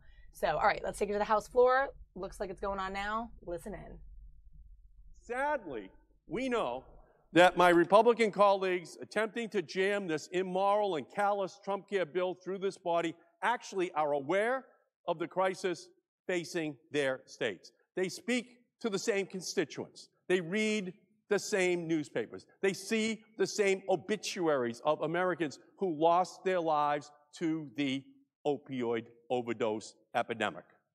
And that's why we've been able to make some bipartisan progress. Last year, we passed the CARA bill. We passed legislation to fund $1 billion in treatment. But support for the Trump care bill and this opioid fund is a betrayal of all of that hard-fought progress that we were making. Republicans are turning their backs on their vow to combat the opioid epidemic. And President Trump is breaking his promise from the campaign trail to, quote, expand treatment for those who have become so badly addicted. Instead, they are moving forward with a proposal that would rip insurance away from 22 million people and threaten insurance coverage for 2.8 million Americans with a substance use disorder. This bill would eviscerate Medicaid, the leading payer of behavioral health services, including substance use treatment, by nearly $800 billion. And all of this to give billions in tax breaks to billionaires and big corporations. One analysis has found that under the Senate's previous version of Trump Care, Republicans provided a nearly $33 billion tax break to the top 400 earners, the top 400 billionaires in America, which is the equivalent of ending Medicaid expansion for too many people in our country. Let's just look at what they're planning. They're planning to cut from $91 billion down to $45 billion, the amount of money we spend on opioid treatment in the United States. Now, at the same time, they've got $33 billion that they're going to give in a tax break to the wealthiest 400 billionaires in America. Where is that money going to be better spent in our country? over the next 10 years?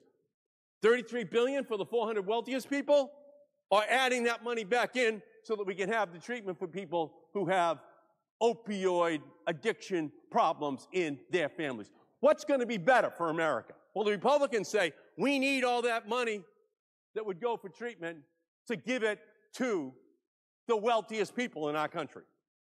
They can afford for their treatment.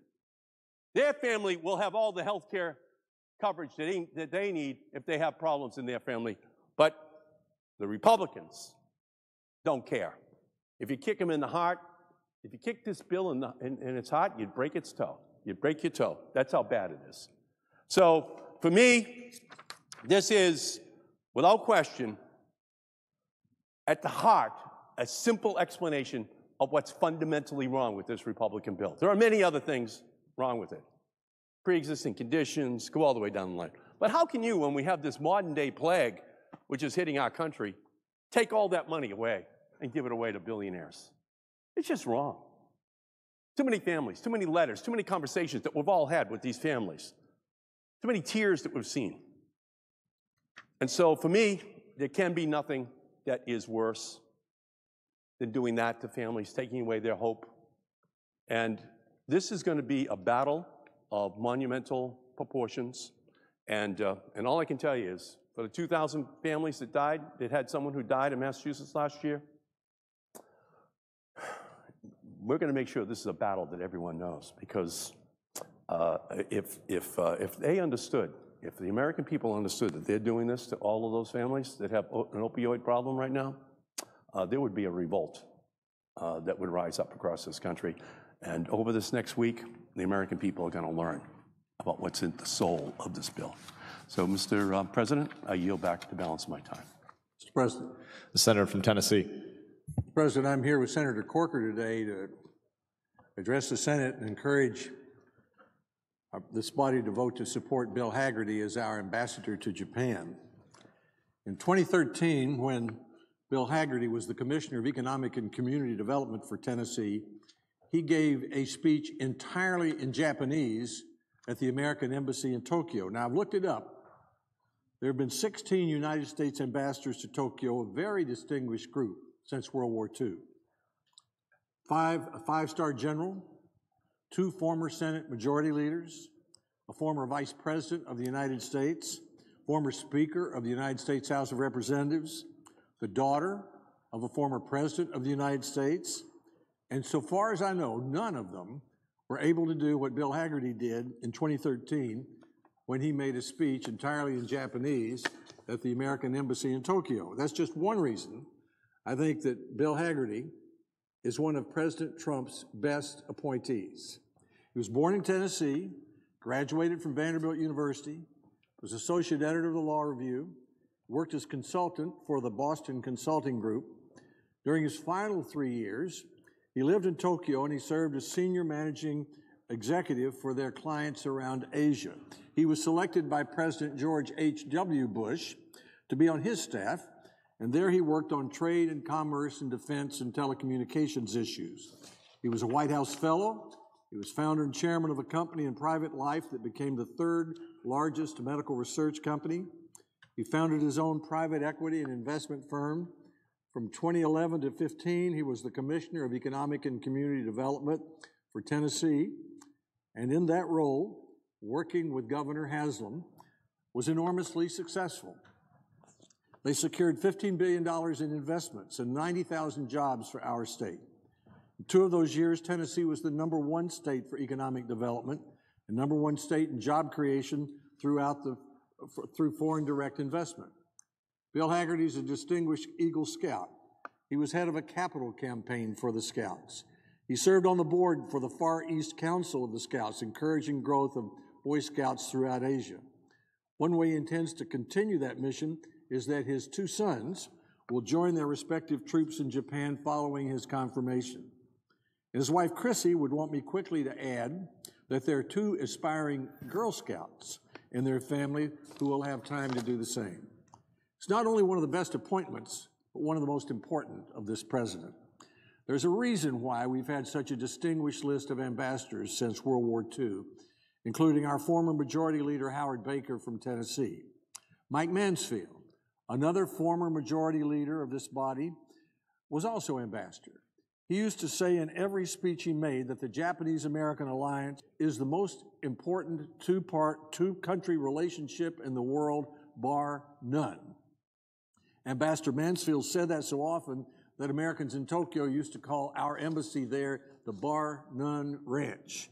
And if you'll permit a little parochialism, Mr. Haggerty comes from a state, Tennessee, that has the most important relationship with Japan of any state, bar none. That began about 40 years ago. I remember President Carter saying to me as a new governor and to other governors, go to Japan, persuade them to make in the United States what they sell in the United States. Off we all went. During my first 24 months as governor, I spent 3 weeks in Japan, 8 weeks on Japan-American relations. I explained to Tennesseans I thought I could do more good for our state in Japan than I could in Washington, D.C. Turned out to be true. Nissan, Bridgestone, Komatsu, other companies came, and so did the jobs. By the mid-'80s, we had 10% of all the Japanese capital investment in the United States, and this has continued.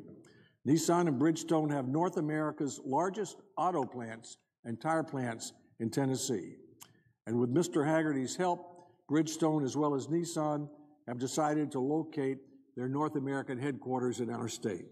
So Bill Haggerty, if approved by the Senate, would go to Japan not only able to speak the language, but having lived and worked there and understanding how close ties between Japan and the United States can create bigger paychecks for Americans as well as for the Japanese.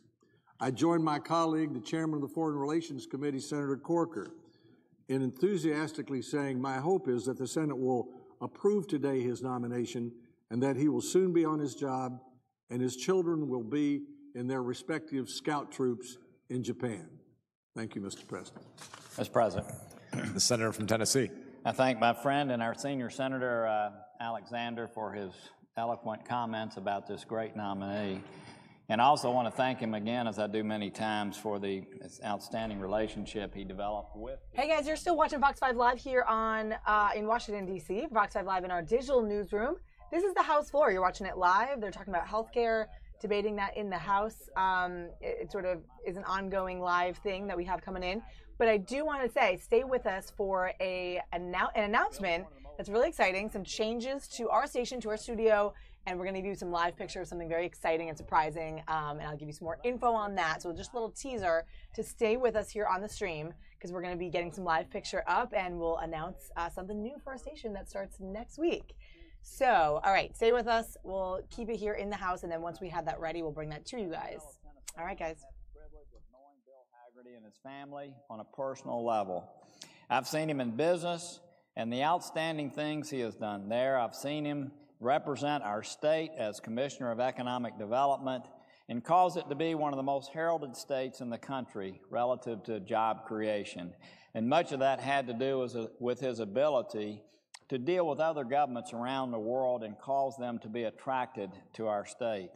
I also know that he and his wife, Chrissy, actually met in Japan. So this is an exciting time and sort of a homecoming for their family.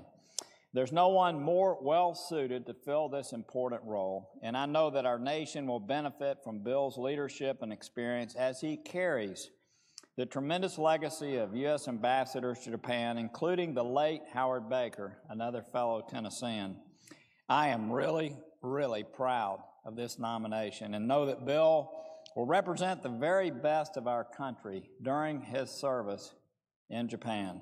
I strongly urge my colleagues to support this confirmation. This is long overdue, and I know he will be going to Japan at a time when we truly need an ambassador with his capacity. Thank you so much, and I yield the floor. Mr. President, I notice the absence of a quorum. The clerk will call the roll. Mr. Alexander.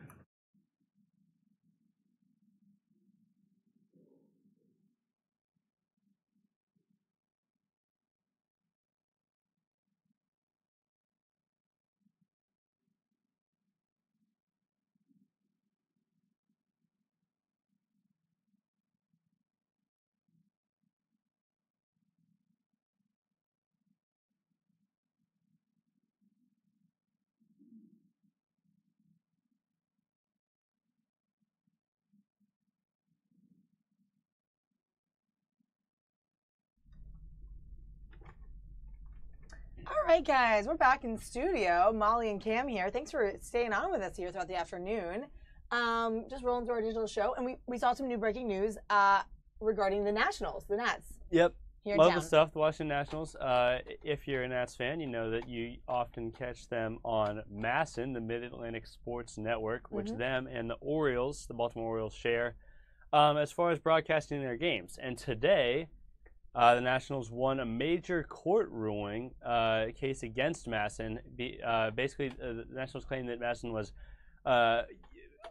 underpaying them, basically, for their for the right to broadcast their games and the rights as far as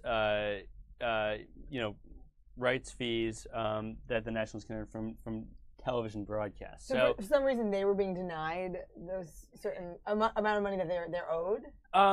It's unclear exactly where the perceived leak was, but I think that they were just there was some kind of remains. So obviously the Baltimore Orioles were already here. Right. And then when the Nationals moved here in 2005, they Right. kind of got swept into the MASN deal. Yep. Because they're obviously in the same area. Mm-hmm. And I think that some kind of remains from that deal ended up kind of screwing the Nationals. And so, but basically as a result, the MASN now owes the Washington Nationals around $298 million.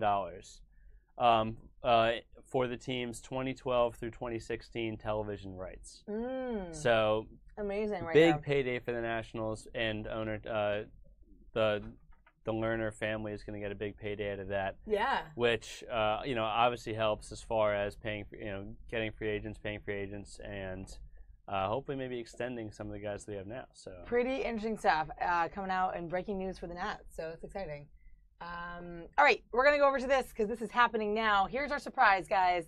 We are on. Check it out. I just saw them go in there. There we go, guys. That's the outside of our studio right now. You're taking a look at the outside of our building. That is us in Upper Northwest, Fox 5. You see those signs right there, Fox 5 WTTG, Fox 5 with our website. And then there's a third sign. And what do we got going on? My 20. So we're actually rebranding. We were obviously known as the My 20 WDCA.TV, and effective at midnight on Sunday. So Monday morning at midnight. We will now be known as Fox 5 Plus. Yeah. So, guys, check it out. We're moving right now. This is live outside of our building. The removal of this sign. So this My 20 WGCA TV, it's a MyNet station until midnight on Sunday. It's a rebrand, total rebrand. So on Monday, it'll be known and rebranded as Fox 5 Plus, which is, we're going to be debuting a new 8 p.m. news show. So you can catch that on the weekdays at 8 p.m. It's a half-hour show on the weekdays, Monday through Friday. And it's an hour show on Saturday and Sunday. So every day, if you come home in that horrible late night rush hour and you know DC traffic, or maybe you get home late anyway from work, there's that middle of time where we want that news. You want Fox 5's information. You want to see our Fox 5 personalities. That's where it's going to be. So we're taking down this sign and putting up something else, I believe, or they're removing it. I'm actually, I'm not sure what the new sign, if there'll be a new sign, what it's going to look like, but you'll have all your breaking news, your weather, Fox 5, your favorite Fox 5 personalities, all the kind of fun and entertaining stuff that you normally get with a Fox 5 show. You'll get at 8 p.m. every day. As Molly said, 30 minutes during the week and 1 hour on weekends. So every day. Yeah, and just so you guys know, if you guys are viewers and you know who you want to see, you'll be seeing the very special personalities that you know and love. Sean Yancey, Tony Perkins, and Sue Palka will be heading up that new branding, new show, Fox 5 Plus at 8 p.m. And there you go. He's measuring it out. This is going away. Going away. It's been up there for a long time. We're not exactly sure how long, but get this up. It's been certainly a while. Get a little sound on this. You hear the cars going by. These are the construction guys. They've been working tirelessly to help revamp a lot of stuff internally, and now we get the external structure here, changing it up. My 20 WDCA TV going away and rebranding, essentially staying as a MyNet station. same networks, still still find us at the same place on your TV.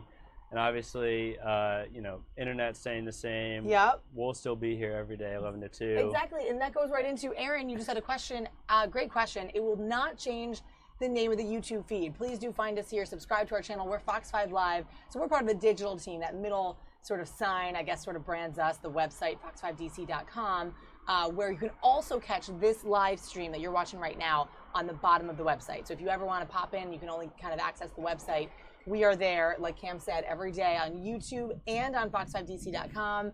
And then this third sign is what's going away. This third sign is what's rebranding. And we're adding a new evening news show. And I think it's really cool to see this 8 o'clock show. I mean, yeah, it's a nice addition. I'm super excited. I think that, you know, and especially, you know, obviously we love our, you know, kind of old continued stuff, but it's the new things that really kind of add that like flavor, add that excitement, because you know people aren't maybe necessarily used to working together in the same way. Like something changes, which really kind of I think brings out the creativity and brings out the excitement and brings out that maybe like rejuvenation. Oh yeah, that rejuvenated feel That's a good word. To the TV broadcast. Yeah, definitely. And like he was saying, it's sort of that new feel, it's that rejuvenation, but it's also the old faces that you want to see. So if you guys catch our TV broadcast, you know our personalities. Of course, you guys do around DC. If you are local, Sean Yancey and Tony Perkins and Sue Palco will be heading up that 8 o'clock show. And again, it's weekdays, just a half hour long. So it's that quick little let's get your news right after we get home from rush hour segment, and then an hour on the weekend, so you can catch it at 8 on Saturday and Sunday. And look at this, I don't know if they'll have a full crew here taking it down or how this all goes. I've never actually seen one of these. Yeah, I deconstruct, but this will be neat. I haven't seen this building without that facade, without that sign, ever. I don't think. And I myself, I walk by it on the way into work, obviously every day. Yeah. I don't even really think about it, but it'll be interesting to see, you know, kind of the changes, how how it looks new. And as a creative person, a designer, I think we both are like this digital people. I'm really interested to see sort of what the new look looks like and sort of the modern, you know, just the whole, like you said, the refacing, the rebranding, the colors. I wonder if it's going to have that red there, because, you know, think so. obviously you have like the red, blue, white on the left two, and then it's more grayish and dark on the right one. So it might, you know, spice it up a little bit. Yeah, I agree. I'm curious to see what it's going to look like or what goes in. But again, guys, that third sign coming down. If you're just joining us, we're talking about Fox 5 Plus. We are rebranding starting Monday. This Monday, it's coming up fast. Yeah, really soon. I didn't even realize it was sort of would just take a few more days. So Sunday night, as of midnight, like Cam was mentioning, it will shift over, and it is a rebranding. We are now on Monday morning, Fox 5 Plus, rebranding of the station. And so there they go. They're going to work on taking that down and changing it up. So, and just a reminder, still find us all the same places, same network, same channel, same you know, website. Find us here on YouTube, same thing. Everything's the same. We're just rebranding, you know, remarketing, trying to just spice that up a little bit. Totally. And Aaron, thanks for your comments. Yeah, thanks for sticking on with us on the stream. We love giving you the news live on YouTube. It's a really fun supplement to our news programming here at Fox 5. And we know that we're all part of that digital era, right? You want to whip out your phone and check us out there while you're traveling, while you're in transit, while you're at home, maybe you're somewhere inaccessible. It's easy. You can check us out on YouTube and then on the website as well. So our digital is staying the same. We're on the website. Yep, hop in, hop out. And also the great thing about YouTube is that, like, you know, obviously we're live from 11 into the afternoon, but as soon as we cut off, as soon as we go off, that video stays. So you actually can rewatch any portion. If you miss a portion, you know, sometimes we talk about, like, earlier we had this on, earlier, you know, and you can go back, you can rewatch, you can, you know, if you're at work, if you're busy from 11 to 2, you can, and, you know, get home later, you want to turn us on, maybe in addition to or instead of some of the TV broadcasts. You're at a computer, you know, we're there, we're sitting there on YouTube. So. Totally. And if there's something you missed today, you can wait for our stream. We'll end it. You'll go back to our videos. You can always check us out. We had a lot of good coverage today all over the world, really. We went over to Paris for President Trump and Macron. And now we're back locally right here at our studio. This is literally, if you could see us, we're down in the digital studio, up the stairs, out the front door, where we come in every day. We're, you know, if I could go through the concrete, I'm probably 50 feet away from that ladder. Yeah, probably. I didn't really think about it like that. Looks like they're kind of working on how they're going to situate that. But again, My 20 WDCA, that sign is going away, guys. We're rebranding Fox 5 Plus. It's starting this Monday. Super excited for a new rebranding. And we're debuting an 8 p.m. show. There they go. I wonder Scott how Perkins out there getting it. I wonder how heavy the sign is.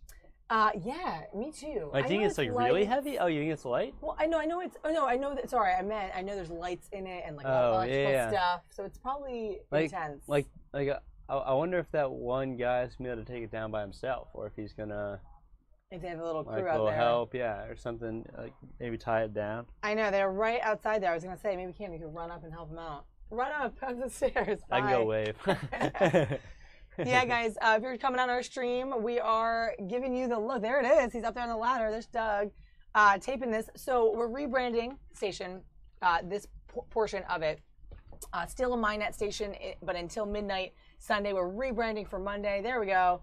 It is going to be Fox 5 Plus debuting at 8 p.m. A new show debuting at 8 p.m. Monday through Friday. It's a half-hour show anchored by Sean Yancey, Tony Perkins, and Sue Palka. Your very friendly Fox 5 personalities that you love and you know and love. And there it is. That's a great close-up.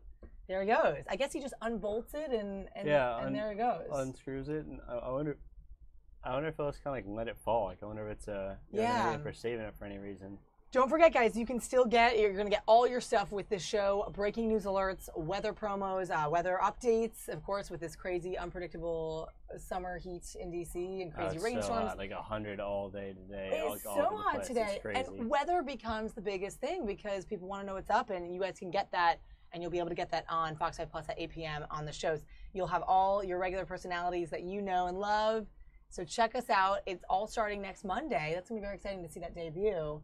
I know they're running through. And there it is. There they're taking down the sign. The sign. We got the commentating over here. I wonder if they're going to just put a new cover on it, maybe. That's neat. There it goes. I didn't even thought about that. You obviously got the lights in there. There it goes. The end of an era, guys. The sign goes away right here at our studios in Northwest DC. Thanks, Aaron, for joining us. Thanks so much for hanging out. It was really fun to have you chat along with us. Feel free to come back and join our stream every day so you can get the live news that's going on across our world. Really, a lot of stuff, mix of stuff today, entertainment and politics. Yeah, I was talking a second ago about going back and seeing stuff. We broadcast live the Emmy nominations earlier, and that was really cool. Really fun to watch. Really cool. It's nice to have the entertainment aspect as well. And especially something like TV shows, something we can all relate to, and something more fun. Sometimes the day-to-day slog of politics can kind of get people down. So your TV shows, your favorite actors and actresses.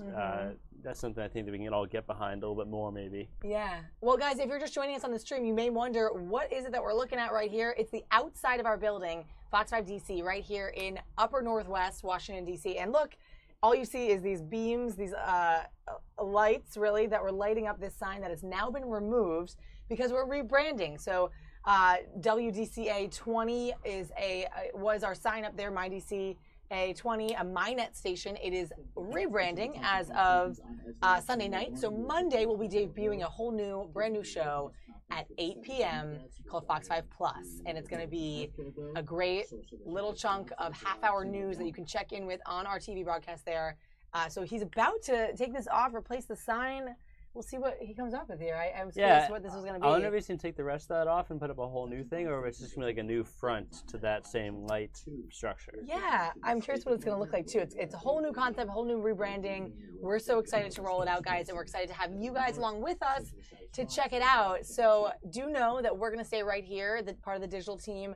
We're on the website. You can see that middle sign right there, fox5dc.com. And we are going to stay with our broadcast on YouTube. So check us out right here. And if you haven't clicked subscribe yet, don't forget to click that button on your screen today. You'll get those updates on your smartphone every time we pop up. I get it myself because I'm a subscriber. So when we go up live, it says, hey, YouTube is up. This is what's happening. It gives you a headline.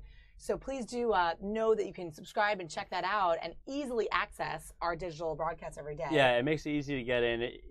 If you have the YouTube app, you can just swipe on it and go right in, tune in.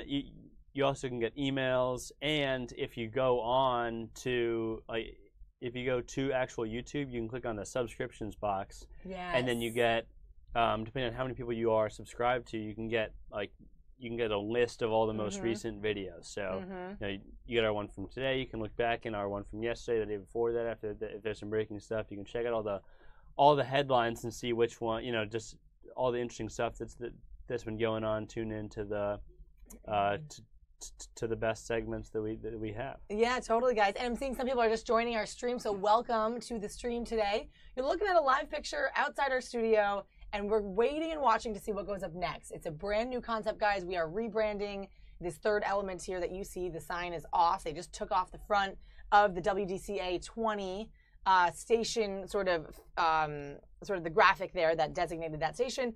And now it's staying the same. It's MyNet Station, but it is being rebranded as of Monday. So this Monday, whole new thing. We're debuting Fox 5 Plus. So that's what the sign is going to say. I'm eager to see sort of what it looks like, graphical elements. I like graphic design, so it'll be fun to see the modern look. So I'm sure we'll have a ton of people out there taking pictures. This is right up the stairs from us. So we're just really a walk up the stairs away, right outside in the heat. So they're battling through. Oh my gosh, today is crazy weather. So hot. It's one of the worst days. I think Today was the first day all summer actually that I drove to the metro instead of biking, just because I didn't want to be drenched in sweat when I got off my bike. Literally, it's a quick walk that makes you really need to take like multiple showers a day. It's not fun in DC. But speaking of weather, Sue Palka is going to be on the 8 o'clock show, Fox 5 Plus. She will be heading it up, leading it, along with anchors Tony Perkins and Sean Yancey. What a segue right there. Nice job. Hey, we're talking about weather. Yeah, thanks. Rebranding, guys. You see that lower third there, telling you guys about what you are seeing. You don't really even realize it's so hot just by looking at that shot. You're just kind of like, it doesn't look so humid. It's so hot. Yeah. But it is so hot. If you're going running today, guys, be well, be careful.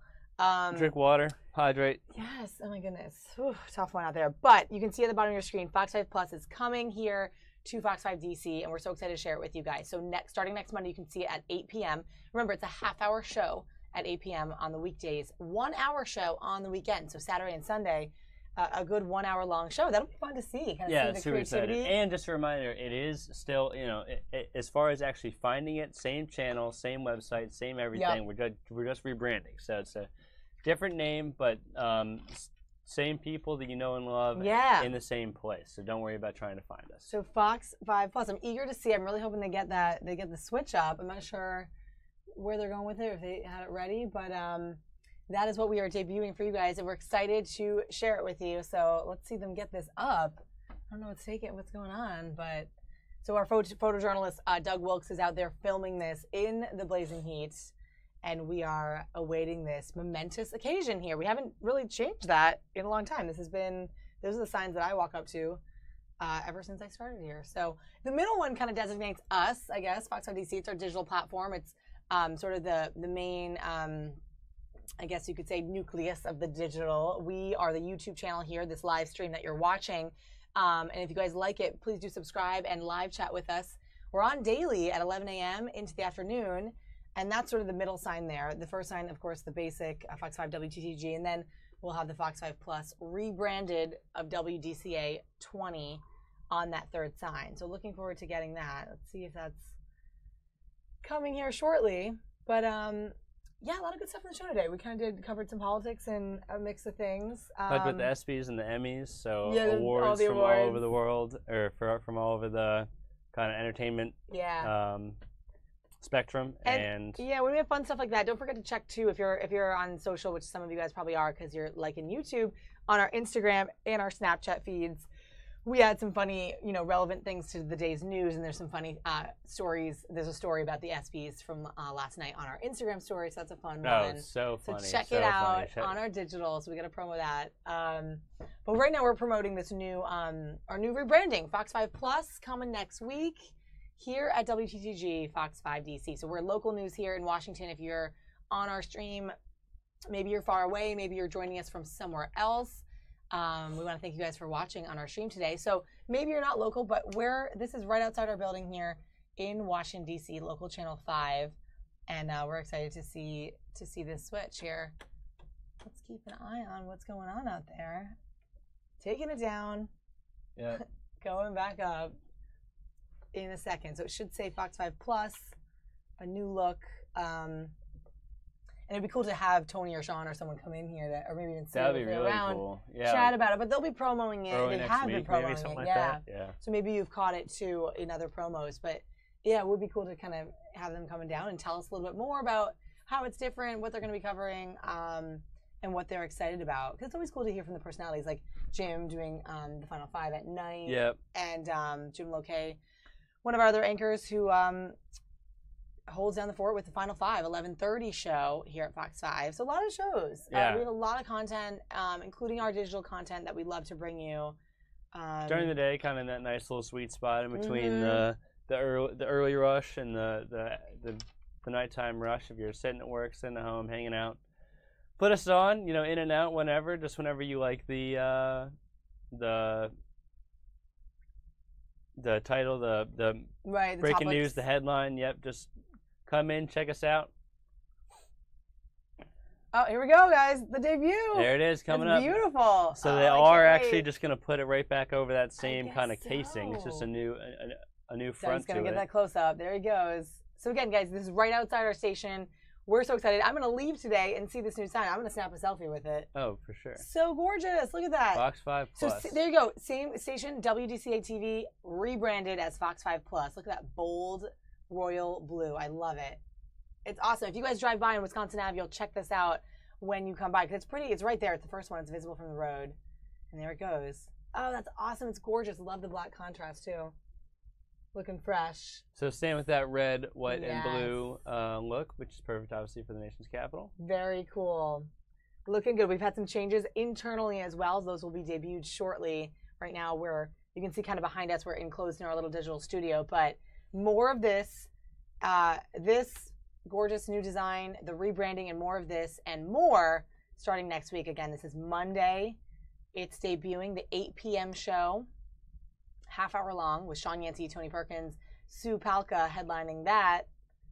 There he goes, the sign guy putting it up. Just one guy, I guess it took. Yeah, one guy. I mean, it does kind of seem like a pretty simple task, actually. You just unscrewed some screws and then put the new top on there. Yep, looks like he's a sign guy based on the shirt. Yep. We'll free advertising there for Signs of Tomorrow. Yes. Who apparently does our signs. So we just have to hold it in, and we got it. There it is, the debut. And once he leaves, we'll get a nice beauty shot of those 3 signs, guys. Once again, TTG, WTTG on the side, our digital, fox5dc.com, and then our new rebranded Fox 5 Plus right there on the right. Going up. Looks like he's steady. He's gotten a couple bolts in. Yep. Very exciting stuff. And it's Thursday, so we still have a couple days before this rolls out. The official rebranding at midnight on Sunday night. Lots of pressure on this guy not to mess up. I know. I wonder. I mean, he Being knows he's on broadcast camera. out, yeah. I think he knows. Can't do anything wrong. I got it. Got a little sound. Here's some of the cars whiz by. He's probably not used to putting up signs under pressure. I know. This is a big moment. And we're rolling on this. We can use this to promo it out. But we wanted to bring it to you guys live so you saw in the moment. Literally, this is happening right now, as is most, if not all, of our stuff here on Fox 5 Live in the digital. And this is live right now. So you guys are catching it in the moment. The rebranding of our MyNet station to Fox 5 Plus, debuting a new 8 p.m. newscast coming on Monday, guys. Breaking news alerts. You're going to have pop-ups there, weather updates, all sorts of stuff, everything you could ever need, especially for that crowd that you guys need news at all times of the day. Maybe you can't make the 5, maybe you can't make 6:30. Check in with us at 8, pop it on, and we're there. Half-hour show during the week, 1 full-hour show on the weekends. So Saturday and Sunday. Looks like this is almost done, and he's gonna walk away, debut it. Walk away, take and the we got ladder away, live. and then we'll see. That's one of the coolest parts, I think, is honestly just getting some of this, just getting that information live. We're that type of society now. We want to open up our phones and see what's happening now, right now, and be the first to see it. There we go. All right. There it is. Woo. There it is. Beautiful. It's gorgeous. Look at that font. I'm big into fonts too. I like the graphic design elements. They worked on that one. So this has been in the works, guys. They've been working on it, rehearsing. It's all going to come to you guys next week, starting on Monday. So that is very soon, a couple days away. We'll have another stream for you guys, of course, tomorrow, Friday, at 11, in the 11 o'clock hour, going up with your midday news source. I'll be back. We'll see what's up. Yeah. I'll be back working the Friday, 2 weeks in a row. Cam is back. Working on a Friday. We're so excited to have Cam. There it goes. Is he going to let it go and just release? I guess he's still working on it. I think he's got to screw in that right side still, and maybe the bottom. I'm not sure. I love it. Looking at, I wonder what they do with that old sign. They retire it or do something with it. Yeah, put it up inside maybe. A I know relic. that just from walking around, there's a bunch of kind of posters, maybe signs hanging around the office, different places. So I wonder if they'll put it inside. Maybe they'll throw it out. That is so gorgeous. Looking great. Let's get a nice pan. Yep, there's all the right, pan. Doug. Yep. Beautiful camera work. And you can see all our colors together too, with our lower third down there, giving you the info. Get that pan, then we'll get the wide shot, and that'll be a great show today. Yeah. Really good afternoon, guys. Thanks for sticking with us. Let's get this wide shot. Thanks for talking. Whenever you're on, make sure you chat us up. We like interacting with you guys, seeing what you have to say about whatever we're talking about. Mm-hmm. Or about whatever we're not talking about. If you've got something else Yeah, on we your love mind, your comments. We want to see where you're bring it in. from. I know everyone's kind of from everywhere. It's not everyone is local, but you guys are watching Yeah, local. we've had people on here from Holland. Holland. There's the wide. Germany, I think, Yep. right? England, obviously, just all over the place. So. Yeah, totally fun. Love it in here, guys. This is so fun to bring you the live news of the day. So thanks so much for joining us. Molly, Nevola, and Cam in here. Intern Cam doing his thing. There's the shot. Ah, that gorgeous. Love that blue. Yeah, it's a good look. Looking good. So you guys can catch this on the outside of our station here, Upper Northwest DC. If you guys are from here, let us know. Chat us up. Tell me where you're watching from. And when you see the sign, maybe take a snap and snap it to us. Yeah, send it to us. See your like engagement. that. Yeah, that'd be awesome. I'm gonna go when I leave today. I'm gonna make sure I snap it behind me. And I guess my guess is that there's also obviously the lights are behind it, so it'll beam it out. Looking great. So guys, Fox 5 Plus debuting next week, guys. We're rebranding. It is debuting next week starting on Monday with an 8 p.m. newscast show. It's going to be all your regular news stuff, weather updates, all with your favorite Fox 5 personalities. Tony, Sean, Sue Palka, they are all doing it there. So Monday through Friday, 8 p.m. to 8:30.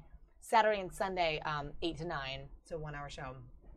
That'd be a nice little weekend touch. Yeah, if you ever very need that. nice. I found myself sometimes wanting that on a Saturday, just being like, let me check in. Oh, wait. In that longer time, there's more time to kind of, just like talk and go over random things. Mm-hmm. In that 1 hour, really let their kind of personality flow, I think. Whereas in that half hour on the weekdays, it's more like news. They got news. Yeah. What's the breaking stuff? Let's cover some stories. So it'll be. I think getting to watch them on the weekends will be especially nice. Yeah, I'm excited to pop that on. I'm really excited, fans guys. Of them. Yeah, so all new stuff. Like Cam was saying, rejuvenating our brand, and it's very exciting stuff. So we want to thank you guys for sticking with us, for watching. Don't forget to join us tomorrow. We're doing the same thing. And every day is always exciting. You never know what's going to be going on. Check in with us here on Fox 5 Live on your YouTube stream. We're Fox 5 DC. Look us up. Subscribe to our channel if you like it. And we're going to be back in studio with you guys tomorrow. We'll leave you with this gorgeous shot, guys, of our new rebranding. And the sign guy there with his just one-man band there. I guess he's a little help. Yeah, I mean. Polishing it up. I don't know if that guy's with us or with him. He's dusting it off. Nice. So bright and so modern looking. I like that. Very It's a brand new concept, brand new rebranding. Loving it. All right, guys, let's roll it out with a little music, and we'll see you guys tomorrow. Have a great Thursday. Take care. We'll see you Friday. Weekends tomorrow.